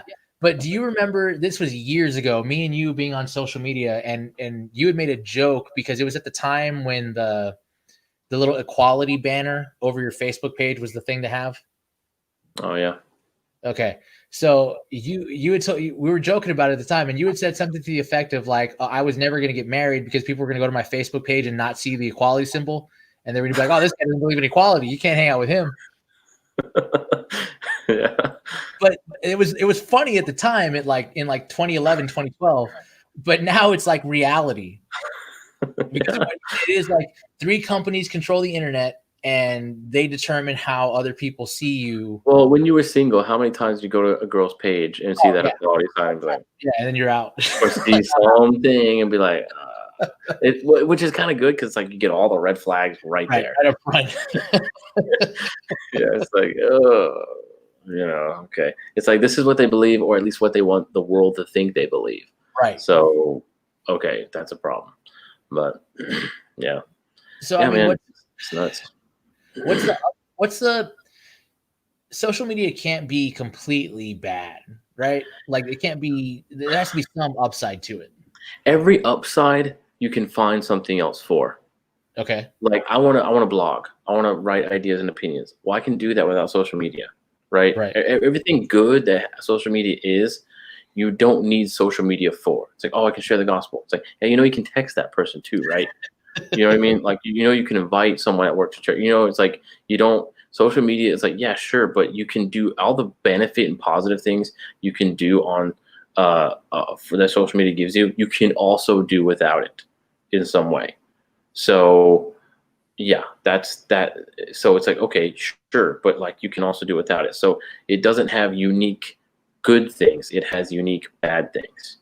It has more unique and only to social media negatives than the positives. It has positive parts, but comes at a price. Yeah, I mean, how much sludge do you want to wade through to get to? I posted a Bible verse on my Instagram, but then even that becomes like look how holy I am or something, and that was the thing. That was the thing that kind of got me too about social media as far as posting, because I didn't really post, but like on that side of me posting, what a danger was, and what a thing that I didn't like about it was, so I got this. I never posted because I was like, well, who cares what I'm doing? Who cares? It was just kind of like my life isn't that exciting and interesting. So like, I'm not just gonna post. My meals aren't very interesting to look at, right? So it's like I'm not gonna be active on Instagram, right? Because I don't eat at cool places and have awesome dinners and cool plates to look at. So it's like I'm not gonna post anything. But then what I did want to post was, so I was like, well, I want to post stuff, but my life's not that interesting. So what should I post? What could I post about? So I got this, I didn't get it for this. I got it just independently, but then I thought of it later. The Metropolitan Museum of Art, daily desk calendar, where it's like a page a day, and each day was a different work of art, a different painting or sculpture or something. And I was like, this would be cool to have on my desk, just kind of like, I was trying to be on my phone less anyway, so it was like that'd be kind of cool, something to distract me, like in a positive way, kind of at my desk, whatever. So I got that at the beginning of the year, and then Caesar, don't tell her your meals. Not Instagram worthy. I'm sorry. Whatever. My meals aren't Instagram. I don't know. Sometimes they taste good. If I could relay the taste of it, I could relay the taste of it. It'd be great. That's coming. That's going to be a plug. Elon gets that thing going. It's not a work of art on the plate. All right. But anyway, so I was posting actual artwork from the Met, and so I would have a daily desk calendar thing, and so I flipped the painting or whatever. I'm like, oh, this is really cool. Like, this is awesome. I really like this one. I'm gonna post it on Instagram. And so I would find the image from the Met website and like little description of when it was painted and who painted it and stuff, and put that on there. No comment, no blog, no review or anything, just sharing it. Like, I thought, this is a good thing that I'm putting out there. Like, I enjoy this artwork. I want other people to enjoy it too. And it's like a positive, good thing to kind of put out into social media and Instagram. I'm going to put these masterpieces of artwork out there, right? Well, then they started getting likes and started getting feedback and stuff, and then it became like, oh man, this is really good. And then it became part of the enjoyment of the art. So then it was like I would flip the page, and it was like, this is going to get a lot of likes. I wasn't thinking this is really cool and I enjoy it. It was like, I wonder how many likes this one will get. And then I started posting things that were like, I didn't even like it, I didn't care about it, but I just posted it because I just wanted to be active on Instagram that day. And then I was just doing it for the likes and the comments and stuff. And it's like, well, that sucks. I don't want, that's stupid. And then that got me to thinking about, like, can we enjoy something and not tell anybody about it? Right? Can you hear a new song or watch an awesome movie or like experience something really cool and just enjoy it? Just like it for yourself. Like, I'm going to like this and not tell anybody about it. And it's just like, I have this personal interaction with this thing and I like it, and that's it, And I understand we have this need to like share things that jazz us, right? That like get us going and stuff. And I think that's good, but it should be for the reason of getting other people excited as well. Because I know that's a motivation to share the gospel of like, God has changed my life. Christ has moved me in this way and regenerated me in this way. I can't help but have it pour out. And it's just, like in John, let's talk about, will you go away from me too? He says, where will we go? You have the words of eternal life. So like, I can't help, in Acts when they're saying when they were being persecuted, and saying like, whether or not it's right for us to say these things, that's for you to decide. But we cannot help but talk about what we have seen and heard, right? That's how our motivation should be. But it should be that of like, this is just kind of pouring out of me. I'm not doing it for likes. I'm not doing it for accolades. I'm not doing it for like what kind of feedback I might get. I'm doing it because it's just what happens when you see me. This is what happens, right? I talk about comics. I talk about movies. I talk about whatever. And it's like, I talk about God. I talk about Christ. And it's like, that should be the motivation, not, man, this is going to get a lot of likes. Or, oh, man, this is going to raise my profile or increase my brand or something. So, and that's what social media does. I think social media is designed for that. It's not designed to, hey, have what you love pour out and so everybody else can enjoy it. It's, look at those likes. Look at those feedback. This is, and they have a whole data. They have a whole industry of social media data research that says when you talk about this, you get this much interaction. When you talk about this, you get this negative interaction. So blah, blah, blah. And so you have these social media companies that's whole job is like, when you podcast, when you talk about this, you get this many likes and this many things. And it's like, I don't want to tailor my preferences and things I like and talk about around the social media data feedback, feedback data. Like, I want it to be just, this is who I am and it's coming out. I don't care if no one likes it or what the data research shows about it. It's just, that's what it is, but social media is not geared to that. It is geared to piss you off. It's geared to Reaction. It's reactionary. Outrageous. Yeah, to outrage you, to get you angry. And that was the thing. I was like, well, I'm not just going to comment because I knew they're going to do. I was like, I'm not going to like anything. I'm not going to comment anything because that gives the data and that feedback or whatever, and then that messes with the algorithm, and then it's just whatever. But then I would just see all these things that piss me off, and I can't comment on it, and it's like, well, now I'm just pissed off, and I can't like comment about it, talk about it, whatever. Right.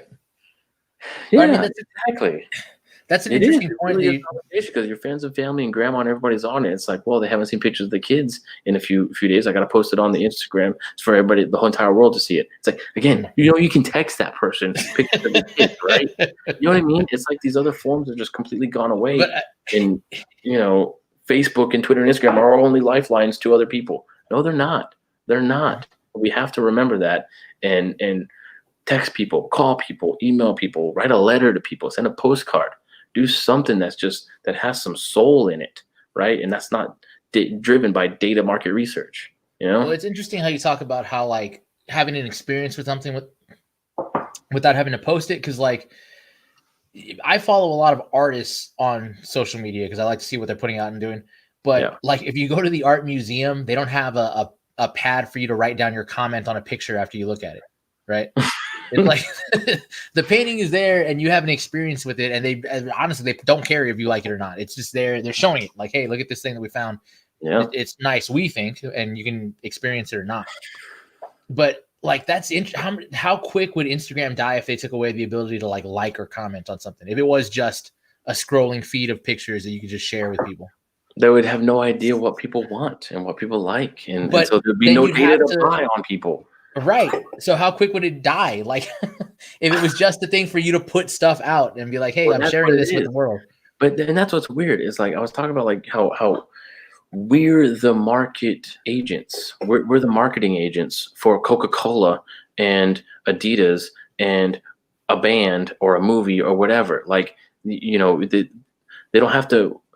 We don't have to negotiate the sale of airtime on television for a new movie that's out. We just share it. And we just retweet it, and we just like it, and we promote it. And so they're making money off of us acting as market agents, sharing their product. It's like, well, I'm not getting paid by this movie that just came out or whatever, but I'm sharing it. I'm doing the work of it. It's like, you're the billboard, you're the T-shirt, you're the bumper sticker, and you're the trailer. And that's how it is. Like Coca-Cola, all Coca-Cola has to do is make a Facebook page, and you're gonna go like it and share all their stuff. Look at your hat. I didn't even see your hat. It's Coca-Cola right now. But exactly, that's synergy. I didn't plan that. That's such a question. I did not see your hat until that. I know. Exactly what it is, though. But it's like, hey, everyone, I like Coca-Cola, and you should drink it. I like instant lunch. I like ramen noodles.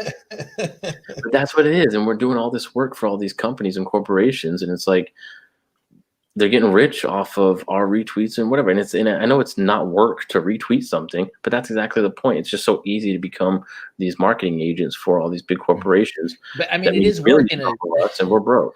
It is working a way because they do have social media firms that work for them, right? Like they do hire people to do their social media. So yeah, but essentially doing it for free. But if they post something and no one shares it and retweets it, they wouldn't do that.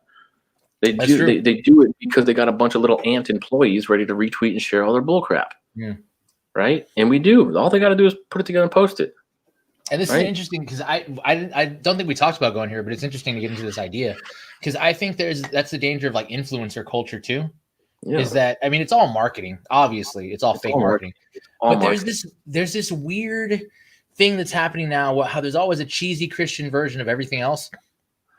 There's like Christian influencers now. That's a thing that's happening. Yeah. And that's where I was talking about earlier, how I didn't want to ever fall into the trap of being the person who has 9 posts about Bethel every day. Like, but people like that a lot. Yeah. It hits that spot in the back of your head that's like, glad I don't believe that heresy. It triggers your inner Pharisee, I guess. It's heresy hunting. Yeah. Oh, yes. Heresy hunters. And it's like, hey, look, he's got it wrong. It's like, well, can you explain your doctrine and theology of your doctrine and denomination? Like, no. Like, okay, well, shut up. I mean, how many Baptists know what it is to be a Baptist? Like, why are you a Baptist? Yeah, it's like, I don't know why I'm right. I just know they're wrong. You know, that's what Christianity has become a lot of, like, of all this, yeah.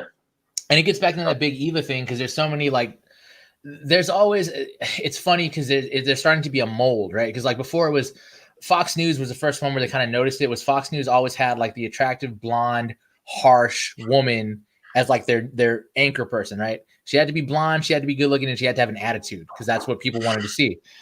That's kind of like the new Christianity thing, but it's a little bit different. It's like she has to be a wife, not necessarily yours, but you have to look at her and think wife. Yeah. But she also has, you know. Yeah. But they're also shilling for Trump. Yeah, I mean, they know the audience and they market to it, you know, and that, and social media is no different. But social media is just in your face nonstop, and it's just a rat race merry-go-round that you're just spinning on, and man, it's just, you can't keep up. And but you know that's my thing of like, I just want to enjoy this. When I say that, I guess I mean more of like a slow down time thing of like, I'm just going to read this and enjoy it. I'm just going to see this artwork or watch this movie, whatever, listen to this new band or whatever, and just enjoy it because I enjoy it. And that's, you know, I don't enjoy how much other people, like, do I enjoy it, or do I enjoy other people knowing that I enjoy it? They're going to think I'm this kind of person because I enjoy these things. Right. And I have to tell people that. I started going to the movie theater again for that reason. Because, like, it's one thing to watch a movie at home where you have stuff going on in your phone and it's distracting. It's another thing to take hours out of your day to go sit in a room and experience a movie. Yeah. And just watch it. And that is kind of a group thing too. Like we're all experiencing it together, which is different than experiencing it together on social media. Yeah. As opposed to someone just saying like, oh, I like that movie. Oh, I liked it too. But like being in a room and all of your emotions build at a specific point. The best movie experience I ever had was at Once Upon a Time in Hollywood. At the very, I don't want to spoil it. It's old by now, but at the very end, when he comes out of the shed, the whole theater erupted. Like everybody it was just such a cathartic moment. And it was a cool experience. One, to see it happen, but two, to experience it with everyone. It was like that group euphoria.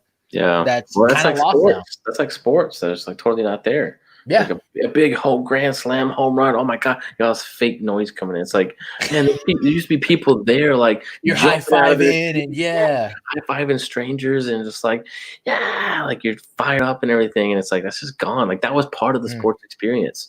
And maybe you're right. Sports without that, it's just crazy. Maybe you're right. Maybe that is why people don't care about sports anymore right now, because it's not communal. Like, what's the point? Yeah. And that's kind of the more political it gets, the less communal it's going to get, because that's true too. Be our no man's land of like, look, I just high five a stranger. I don't know his politics. I don't know what he cares about, whatever. But we both care about things together. So it's like awesome. Right. We're on the same side right now. We're on the same page. Yeah. But that used to be everything. That used to be entertainment in general. Like, I know way too much about what comic book writers think about policy right now. Like there was I for most of my life, I bought everything that Jeff Johns wrote, and I had no idea how he felt about anything except like Superman. And I was okay with that, because that's all I wanted to know. Yeah. You know, I didn't need to know that Mark Waid hates Republicans. I could go my whole life without ever knowing that, and it would be fine. And now I know that, and now I don't want to, I feel weird reading Mark. I read his books in a different light now. I know that sounds weird, but like, okay, at the end of Kingdom Come, when Superman is going to bring down the UN, I always thought that was so weird. Like, that's such a weird thing to happen. And now I'm like, well, maybe it's not that weird. Maybe Mark Waid is just kind of a nihilist, and it kind of makes sense in hindsight. Well, that's why if you're a Republican, you got to read Frank Miller, because up on crime. I reread Dark Knight this week, and it's so good. It's so good. It is, but it's so. Can you imagine that being made today? No, not at all. It's like we have Nazi, feminazi mutants. It's like, with the tattoos, like, oh my! It's like who is Batman fighting? Feminazi mutants, mostly nude. Mostly nude, yeah. No, we're not gonna do that. God, it's such a good book though. But that's kind of that's one of the things that really bums me out in modern times, is like kind of the death of like weird free thinking art. Yeah. Like maybe you didn't hit a home run every time, but you at least got to try something cool. Yeah. And that really doesn't happen anymore. Yeah, I mean, there is this like element of like political correctness and politics that has to be part of it, but I think that's social media too, because it's got to match the algorithm. We got to get the likes, and if you mention this, this demographic's not going to like that, so we can't have that on this. Well, and that's where social media has to decide what they are. Are they a publisher or are they a platform, right? Because if you write some racist insanity on a text to somebody, you're not going to get your AT&T's, service canceled, right?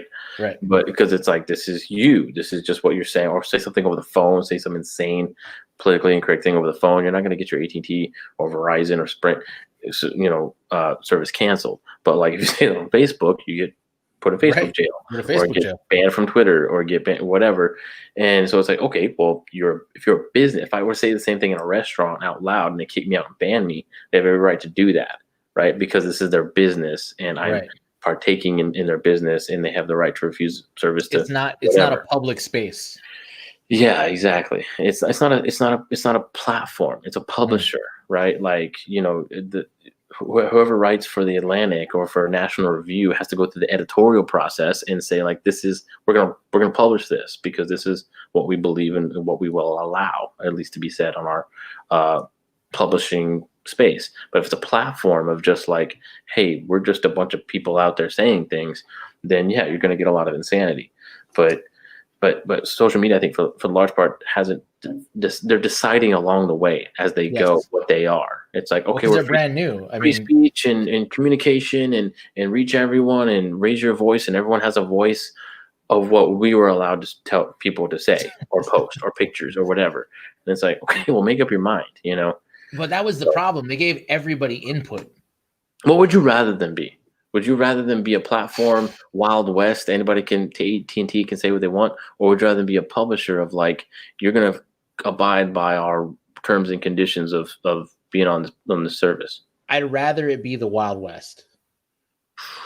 If we're talking about Facebook, I'd rather. Would you be on it?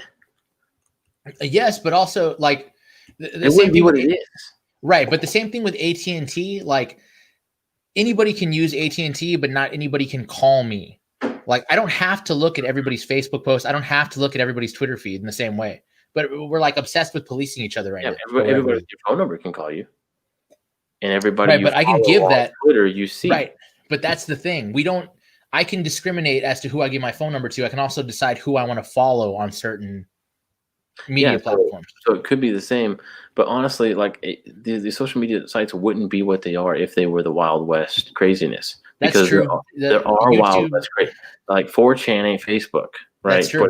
I mean, YouTube, Wild West. If YouTube hadn't gone corporate, they wouldn't be YouTube, right? And I think that's for the better that they are YouTube, right? And I think a lot of these social medias are for the better of what they are, but that comes with certain like subjective rules and terms and conditions and stuff. Well, I mean, the problem is not that there's rules and terms and conditions. It's what's your standard for the rules and terms and conditions, right? Yeah, like, they're not clearly defined. They need to really, and that's the problem. But again, it's like they're trying to account for every person who's speaking on their public, on their things. It's like, well, I don't know what rules and terms and conditions to set, because who does that exclude, right? If I say you can't post anything like this, okay, well, you just marked off everybody that's in this religion or something. Right. It's like, well, I mean, okay, so that's the problem, because we don't have how do I say this? To bring it back around to Christianity, with Christianity, you have a universal standard. With secular thought, you don't. So that's where it becomes that dance of like, well, what do we allow? What do we not allow? Like, that's why libertarianism. Like, what's my political view? Like, my official bio political view, it would be libertarian if they had an objective moral standard. So not libertarian. Well, governmentally, size of government influence on your life, yes. Like, right. Err on the side of freedom and deregulation, but with an objective moral standard. So the problem with libertarianism, there's no objective moral standard. You can do anything you want. Well, hey, as a Christian, within reason, right? I don't believe that as a Christian, but governmentally, I believe that they should be more hands off than they are. So, but that's the problem with these, like we talked about before, with boxes too. Like, if you say I'm a libertarian, then it's like, oh, then you agree with all of the libertarian ideals. But we're not like nobody sensible thinks that way. It's like, well, I like this piece. I don't agree with that. I like this from this guy, but I don't like everything he said. You know, like, well, there can be libertarian with an objective moral standard, because it's like, okay, we're not gonna put any restrictions on you doing any drug you want, but we're gonna say that damaging your body is wrong, right? But it's like, I can't stop anybody from doing drugs and shooting up heroin, but I can't say it's wrong. So like, to me, that's libertarianism with a more objective moral standard. So it's like, I can't stop anybody from finding heroin, shooting it up, and I don't think I should have that authority. But I do know that it is objectively wrong to do that. So, but how do you make that a political party? Well, that's true. How do you make that a political party? That's more of a social movement. But I mean, social movements create political parties. That's it. One leads to the other. Well, what is it? Politics is downstream from culture, right? So like, whatever the culture is shifting, that's where the politics are going to kind of go to. You think Joe Biden gave a crap about? He used to be hard on crime and stuff. Now he's defund the police because the culture shifted, right? Well, we're in a weird place in culture right now, because culture is kind of like in flatline. Like the culture that we came up in is dead.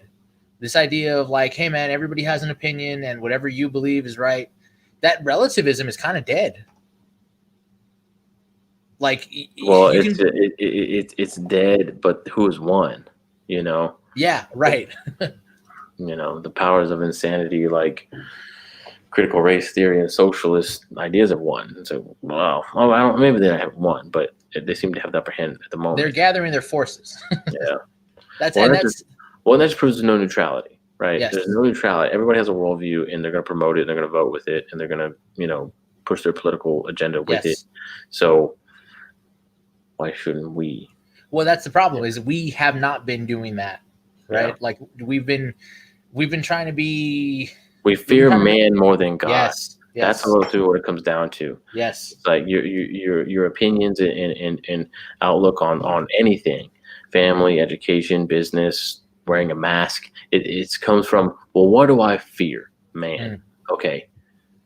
I do not fear God. Because what does God say about these things as far as society and civilization and freedom and obligation and loving your neighbor and all these things? So what does that mean, right? It's like, well, we don't care about that. We care about fear of man, And I think that's what a lot of it comes down to, is that people fear man more than God. And so that's something to consider. Talking about social media too, to kind of bring it back around to that, because we're obviously there's a problem with social media, and we can all kind of see what it is. The instantaneous feedback is a problem. The narcissism is a problem. The kind of, I don't know what they call it, when you're behind a screen, you don't feel any kind of empathy towards the other person. That anonymity, it's a problem.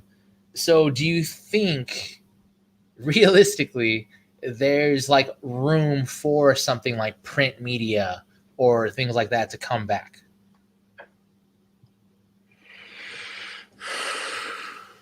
And I hope you say yes, because we're about to put out print media.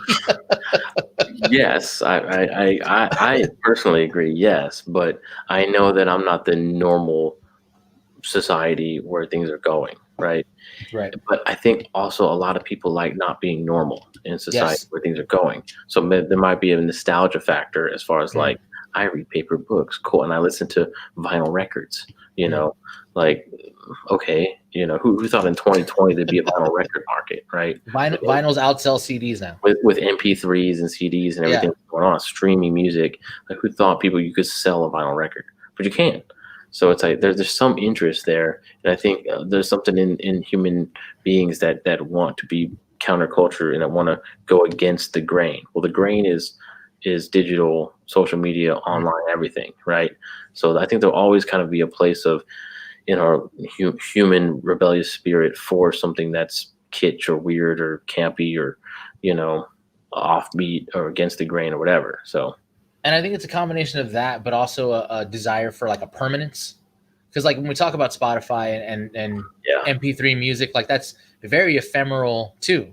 You don't actually buy anything. You don't actually look for anything. You don't have to like do anything with it. Whereas when you buy an album, like you sit with it, you look at it, you go through the liner notes, you listen to every song. You know, it's that's a good example as far as music, as far as like getting into a band, because you know, remember how it used to be like when you hear about a band and you know they were popular and you know they were influential or whatever, and you're like, well, I want to get one of their CDs, and so you just kind of buy one, right? You don't know if it's their best one or if you don't, you know, whatever.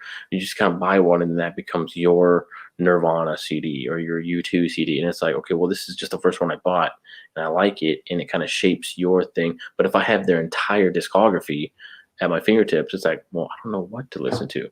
I really do find that, because it's like, you know, I wanted to get into like, so I watched that movie Whiplash. Did you ever see that?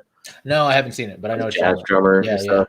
And it's cool, and they had like all these jazz references and stuff, and I really liked that movie. That was a really great. And I was like, man, this is cool, and I really like the soundtrack and stuff. I was like, wow, this is jazz? Is this jazz? Like, okay. So it's like, well, I want to hear more jazz. I want to get into jazz. So what do? You go to Spotify, right? And you go to jazz, and you get a billion different things, and it's like, I don't, you know. So then I listened to like Miles Davis, and I was like, like, you know? Or like Coltrane, and like it's just blaring on this thing, and I'm just like, okay, this is jazz. This ain't what I heard on Whiplash, you know. And so it's like, where do you start? How do you get into it? How do you whatever? And I don't know, where it used to be like you knew someone personally, and they were like, check this out, and they give you an album, or they let you listen to a song, and it's like, whoa, this is cool. And because you knew them personally, you trusted their taste. Like, oh, this guy has good taste. Right, exactly. I remember in high school, I was I had a friend, and we're like in study hall or on board and stuff, and he had his MP3 player, or MP3 players, just little box, a little square, little box, and then like it was just you click through songs, and he downloaded a bunch of songs off the internet, and I listened to nothing but Christian music up until that point. And so he let me listen to it, and I was just clicking randomly through songs, and it was like Red Hot Chili Peppers and Styx and Billy Joel, and then like Led Zeppelin, like all this music I'd never heard before, and Nirvana, all these things. And I was like, man, this is cool. But I trusted that guy, and he was he had a good taste, and he kind of had this eclectic collection of music, and he let me listen to it. And so there was that kind of personal connection to it, of being introduced by someone else into something. Like if I knew someone who was really into jazz, and they were like, and I was like, hey man, I saw Whiplash, I want to like listen to more jazz music. Like, what do I like? And he knew, oh, you like Whiplash? Oh, you should check this out. Right. Yes. Oh, but there's not. It's just Spotify. You're out there drifting in the digital ocean and just trying to figure out like, well, I like that. And then I do find some jazz music I like, but it's like, okay, Charlie Parker, cool. Well, what album should I listen to? Should I start from the very beginning? But he doesn't get good till like 5 years in or something. And it's like, I don't get that far, and I just listen to all the crap, and it's like, well, I don't like Charlie Parker, or whatever it is, I don't know. So I got into the Black Keys like a month ago. I just started listening to them because I'd always heard the name Black Keys and maybe heard like a song, but I never listened to them. And this is one of the things that I do like about social media, is the reason I decided to check them out is because I watched the episode of Rogan's podcast with the Black Keys. Oh yeah. And I was like, I was like, I like the way they think about things. I should check out their music. Yeah. But it was like you said, like they've been a band for Joe Rogan's not social media. Yeah, I mean that's true. He's not social. It's more like He's very anti-social media. It's like it's almost like an old school radio show or like an old school like interview show. It's not even really because they just go. But anyways, I mean, Joe Rogan. See, I think that's what Joe Rogan taps into. Is he's kind of like your older brother, right? He's kind of like that cool guy, who's interested in a bunch of different things, and he introduces you to it in a very long form, real way. Not just a clickbaity way. And if he likes this band, I know he likes stuff that I like, so then it's probably cool. I should check him out. Right. But they were actually talking about how they were talking about kind of what you're talking about, how radio or social or internet radio isn't built on curation, as in like not somebody's taste, but market research and analytics and stuff like algorithms that. And he was saying that Pat, the guy, the drummer from Black Keys, was saying that he works with Sirius, not for Sirius, but he works with Sirius. and that he had a radio show, and there was an artist that he had been helping produce and stuff that he thought was really cool. And so he'd been going to them constantly and been like, hey, this artist is pretty cool. You should check them out before they break. It might be something that works on this station or this station. And the answer he got back from Sirius was like, well, they don't have the social media numbers that we would like them to have in order to put them on. So it didn't have to do with how they sounded. It didn't have to do with who was recommending them. It was just like, well, what are their likes? How many retweets are they getting? Yeah. And that's so weird when you think about art, because art is as complex as people are. Like the jazz example is perfect because any genre has so many subgenres. Like say you like metal, even like, okay, I like Avenged Sevenfold. That doesn't mean that I'm going to like Guar or whatever. Like it's all over, it's all over the place. Or if you're into hip hop, like, okay, maybe I like A Tribe Called Quest, but I don't like, I can't even think of anybody else that I wouldn't like. I don't like Big Daddy Kane. Like it's all, I like this stuff, but I don't like this stuff. I like this stuff. But if it's just like, if I go on Spotify and I click hip hop radio, it's just going to throw stuff at me. Yeah. And it may not stick. I think that's the goal though of these social media and digital platforms and stuff is to replicate that influence of that artificial intelligence of like, we know what you're gonna like. Oh, you like that movie? You probably like this movie, and you see that on Netflix. It's like, yeah, how did this come up on my recommended? There was a funny joke on that movie, that show, King of Queens, where Spencer gets a TiVo, and it's like, and it'll curate what you watch and start recommending things, and it was all these like gay shows. He's like, oh, TiVo thinks I'm gay.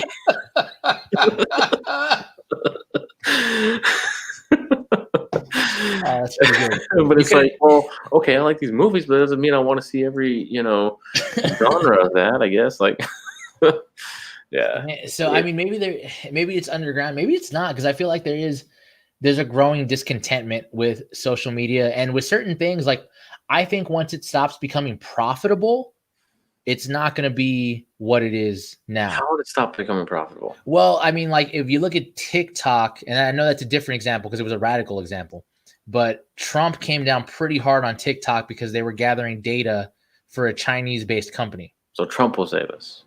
No. But I mean, something. I mean, maybe it has to be something drastic. But do you remember when a couple of years ago, certain people's Instagram pages changed so that you couldn't see the exact number of likes you had?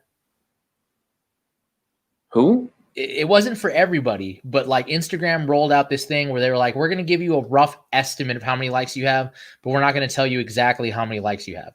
Right. So if you have like 1,400, we might say you have over 1,000, but we're not going to give you exact numbers.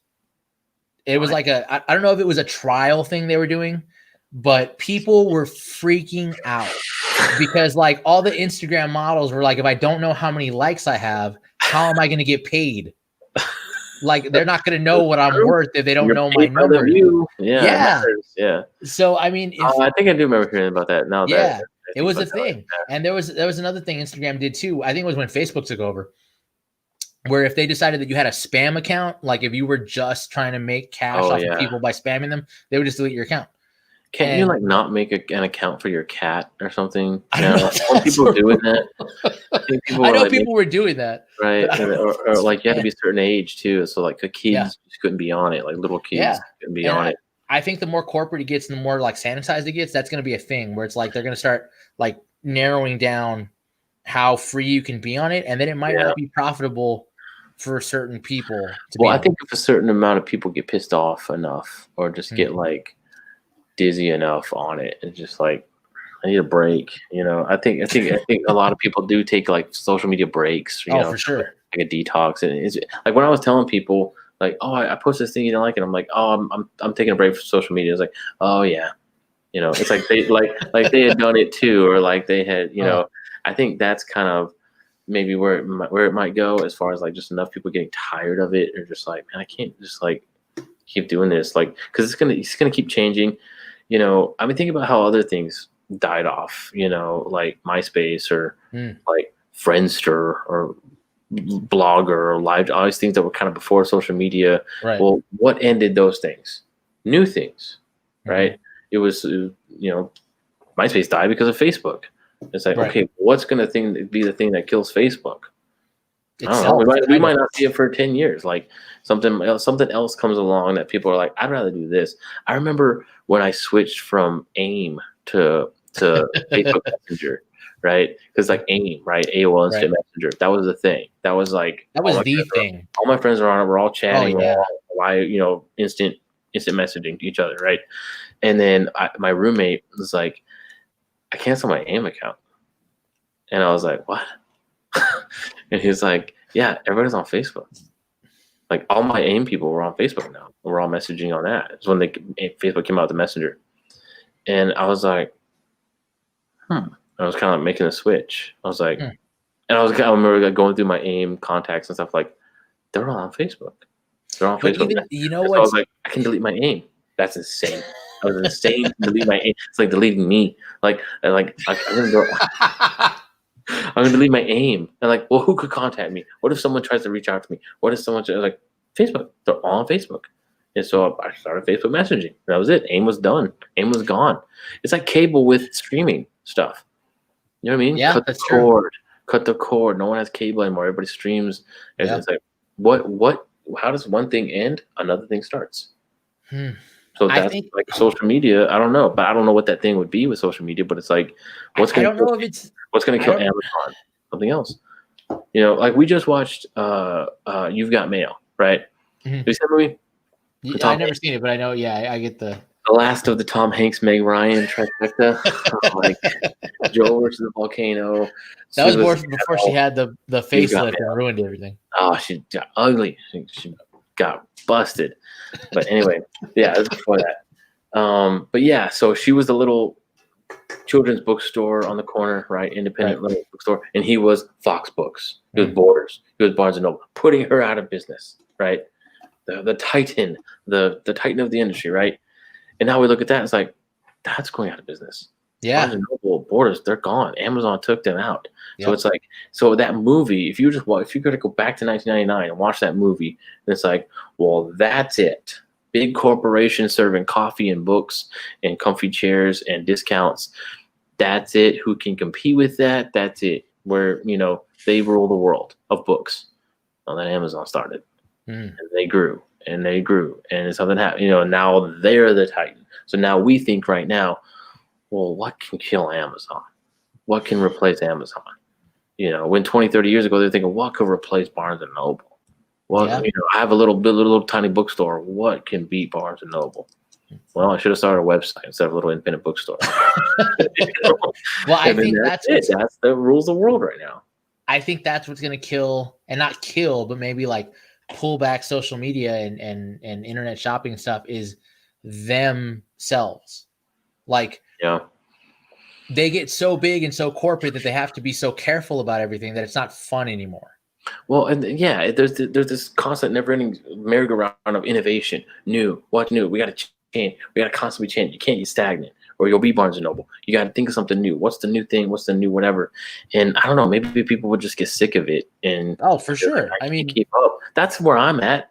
I feel like that's why I'm on social media. It's like I can't keep up. You're changing. You're doing things, and I'm supposed to know how to use it all the time, and new platforms and new methods or whatever. And it's like I just can't. I don't care anymore. I had to get a new phone this week. Have been the same for 100 years. You know what I mean? I had to get a new phone this week because my other one died. Like it was done. It was time to get a new phone. Yeah. But I was still at the 6. Like I hadn't upgraded through all of these other ones because at some point I was like, I don't care. Like this one still does what it's supposed to. Why do I need a 7, 8, 9? Like what difference does it make? Planned obsolescence. Really? Yeah. And it wasn't even that, because it was like my camera broke. Okay, I'll replace the camera. The phone still works. Or my charger, my charge port was given out. I'll put a new one in. It still works. Like I don't need, and maybe that's what it's going to be. We're not in a fix it and keep it culture. Yeah, absolutely not. Throw it away and buy the new one culture. Yes. And the prices have gotten, reasonable enough that we do that. It's like, do I want to just spend money on just this fixing this car, or just want to trade it in for a new one?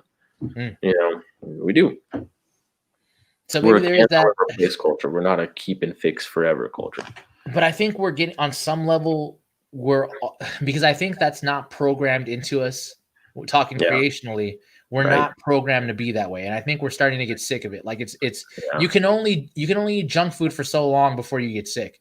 You can only live in this like vapid culture for so long before it's like I'm craving something real. Yeah, and we think we know what we want. It's like, well, I want to eat ice cream every day. It's like, no, you don't. You're gonna get really sick of ice cream.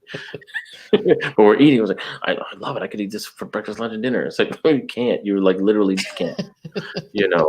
Well, I mean, when you go to your favorite restaurant every day, it's not your favorite restaurant anymore. Like you don't want to see it anymore. It's the guy who works at Pizza Hut hates pizza.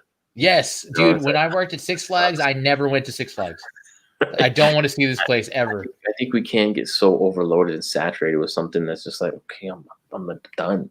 I'm not that honestly is where I'm at with social media. Was just like, it was just such a soaking saturation, just like it was like working at a donut place and hating donuts. And it's just like, like I just don't, I'm here all the time. Like I can't, it's why people on social media apps and people who create these apps don't want their kids on it, because they know like this is really damaging to people's psychology, that like we don't want our kids on it. It's like, okay, maybe we should take a cue from that, And no actor wants their kids to be an actor, right? Right. That's what Rogan talks about that all the time. He's like, my favorite people have had horrible lives, but I don't want my kids to have a horrible life. Like, I want them to have a good life. My kid to say he wants to be a comedian. Exactly, that's true. It is. That's what kind of like pain that can cause. That's what I think we've entered in this time now. Like everybody's looking for something, and I guess in a way we're always looking for something, but now especially like we've hit that point where it's like everything that we loved, everything we thought that was going to make our lives better is starting to wear us down. Like social media is just destroying the fabric of society completely. Yeah. It's tearing everything apart, and we're looking for community again, and we're looking for real stuff again. We're looking for substance, and the good thing in all of that is that the only thing that has real community, real substance, real stuff is Christianity. Like that's it. You can try everything else, but you're just going to end up looking for something else again. This is it. Yeah. So with the print media especially, and I was thinking about this because I went to a restaurant this week and they have those little boxes that are like free publications. And the current and stuff, but there's no rule about what goes in there. Like you don't have to ask it's just, is it free? Put it in there. That's why you can get apartment guides and stuff. So thinking about that, like, dude, if we made something and just put it in there, like nothing's stopping us from putting stuff out into the world. Yeah. There's, especially now, as much as we just spent like 2 hours talking about how much we hate social media, the internet and technology has made it to the point where we can self-publish. Yeah. And with very little, like, right, like 50 years ago, you wanted to write a book. It's like, well, good luck, because you can get 500 pages on a document or a typewriter or something, but no one's going to see it. Right. Who's going to publish that? Who's going to print that? Now, I can write 200 pages of anything and self-publish it and sell it on Amazon. You know what I mean? And get a little niche, market out or whatever. And that's true. That's what Kevin Smith talks about with movies and stuff. Like when he made Red State, it wasn't this big like blockbuster market campaign. It was like, I'm just gonna put it out there and like people will see it. I love that. It's like people will see it. People will see it. Like people will know Red State. People will know this movie. You just kind of put it out there like on streaming and independent kind of stuff, and it will get to the eyeballs. It will get to people. And I think which is really cool. Like I think that's really good. So what that is kind of the anti-social media, because it's like it used to be a lot of industries were controlled by 2 or 3 big corporations, and it's like you got to get in with them for anybody to see your stuff. Yes. Well, it's kind of how the internet is with the social media. You got 3 big things, and it's like if you want to be relevant, you got to be on those. Well, not anymore. So the self-publishing thing or like independent movie thing or independent music thing or whatever is kind of the anti label, anti big studio, anti whatever. It's like, so the studios, the labels, Capitol Records, Time Warner, Motion Pictures, whatever, is the Facebook and Twitter and Instagram of their day, right? But no one's doing those anymore. People making independent films, independent music, independent whatever. Well, what if we did independent internet? What if we did independent social community, right? That's, I think, where we need to start getting, because Facebook, Twitter, and Instagram are going to become the new Time Warner, the new Disney, the new big studio, whatever, and that people are just going to get sick of and be like, they're not telling us the real story. They're controlling everything. They're controlling the industry. We're going to break out of that and make Clerks. You know? And we're starting to get there. Like we're starting to see it. You know? Yes. Like what's the Miramax and New Line Cinema to Warner and TCM and, you know, these big movie industries, like Disney and stuff, right? So like social media is Facebook, Twitter, and Instagram is quickly becoming GE and IBM of like whatever. It's like, well, we want to break out of that. And I think there is something in the human spirit that wants to break away from that big corporate conglomerate cookie cutter format, you know, and then so we'll see it. We've seen it with independent film. We've seen it with self-publishing. We've seen it, we'll see it with zines, hopefully, with this self-published magazine thing we're going to put out. So this really is our Miramax, our New Line Cinema, our Grindhouse film thing answer to social media, right? Yes. So that's what. So I mean, hopefully that's one thing we hope. Besides all the stuff that we thought, you know, something permanent, something that we can actually look at, critique, talk about. We hope that it's kind of inspirational in that way. That it makes you like, you want to get involved, you want to do something, you want to make something. We talked about when we were on the phone behind the scenes a little bit. Solomon asked us, you know, what do you want to do? Where do you see yourself in whatever? Like, what's your goal? What would you like to do? And I remember giving like a 2-minute, you know, monologue about what I want to do. And when I was done, he said, why don't you just do it? And it was like, what do you mean? It was like, well, you can just do that at any point. You can just do it. I was like, I guess that's true, huh? Like, it's one thing to want it, but it's another thing to do it. So hopefully, and that's one thing I want to, we still have the YouTube page. Hopefully we'll be putting more stuff out there. I'm working on a short, so that'll be out. It's for a contest, but it was kind of an excuse to finally be like, well, you know what? I'm going to make a short and I'm going to put it in this contest. So we'll see how it goes. Yeah. But I want to upload, like, you know, making of behind the scenes stuff that's going on as I'm getting stuff for that. So, I hope we can get more. We can build a community around this that's not just eyeballs on a screen, and it's not just, you know, comments here and there, or likes here and there, or shares here and there. But it is a letter.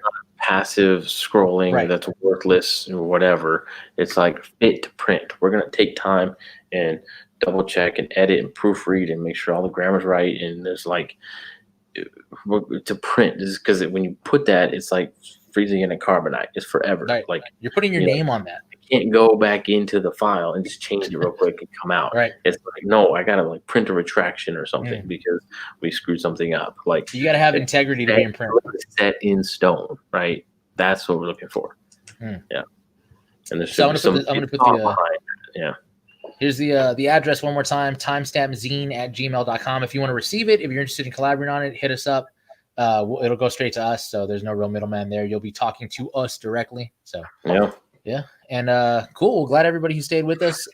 We're doing things a little different. We're gonna take the audio from this, edit it down, and it'll be up on Spotify and Apple Podcasts on Friday. So Friday you'll get a little bit slimmer version of this. And we're looking for that to be like the real public. Like this literally is just us talking. Like honestly, like the Facebook, YouTube Live is like the Lord of the Rings extended, I've got more DVD discs than you do edition, right? Like, so if you're watching this, is like you're one of the, like a movie nerd who's watching the hours of footage that no one cares about of how they motion captured Gollum. You know, like no one cares. That's not the movie, right? The movie's like 2 hours, but the behind the scenes is like 4 hours, right? So you're watching the cutting room floor right here. So most of this will hopefully be edited out and like pared down to like a real thing, reasonable amount of time. Yeah, and that on Spotify and iTunes will be what goes out. You're just seeing the like, hey, behind the scenes stuff right now. It's kind of stream of consciousness right now. But. Yeah, hopefully, write drunk, edit sober, right? That's kind of where we're at. You know, I had to. It's kind of a side note. I had to stop writing when I'm tired, because I'll write something when I'm tired and I'm like, this is dynamite. It's like the Seinfeld episode where he wrote the joke. And then when he woke up, he's like, that's not funny at all. It's that thing. I'm like, I wake up and like, this sucks. Why did I think this was good? This is terrible. Yeah. Otherwise, a Mitch Hedberg joke where he's talking about like, he's a comedian. He's like, so what I have to do is think of a joke and write it down. I think it's funny. You know, I think of something. I think it's funny. I write it down. It's like, unless the pen and paper across the room, then I got to convince myself of what I thought of ain't that funny. Oh man. Yeah. So yeah, well, hopefully well, it's not 2 hours long on the official. Write that down. Yeah. So until next week, we'll see you guys same time, same place. Keep it real. See ya. Later.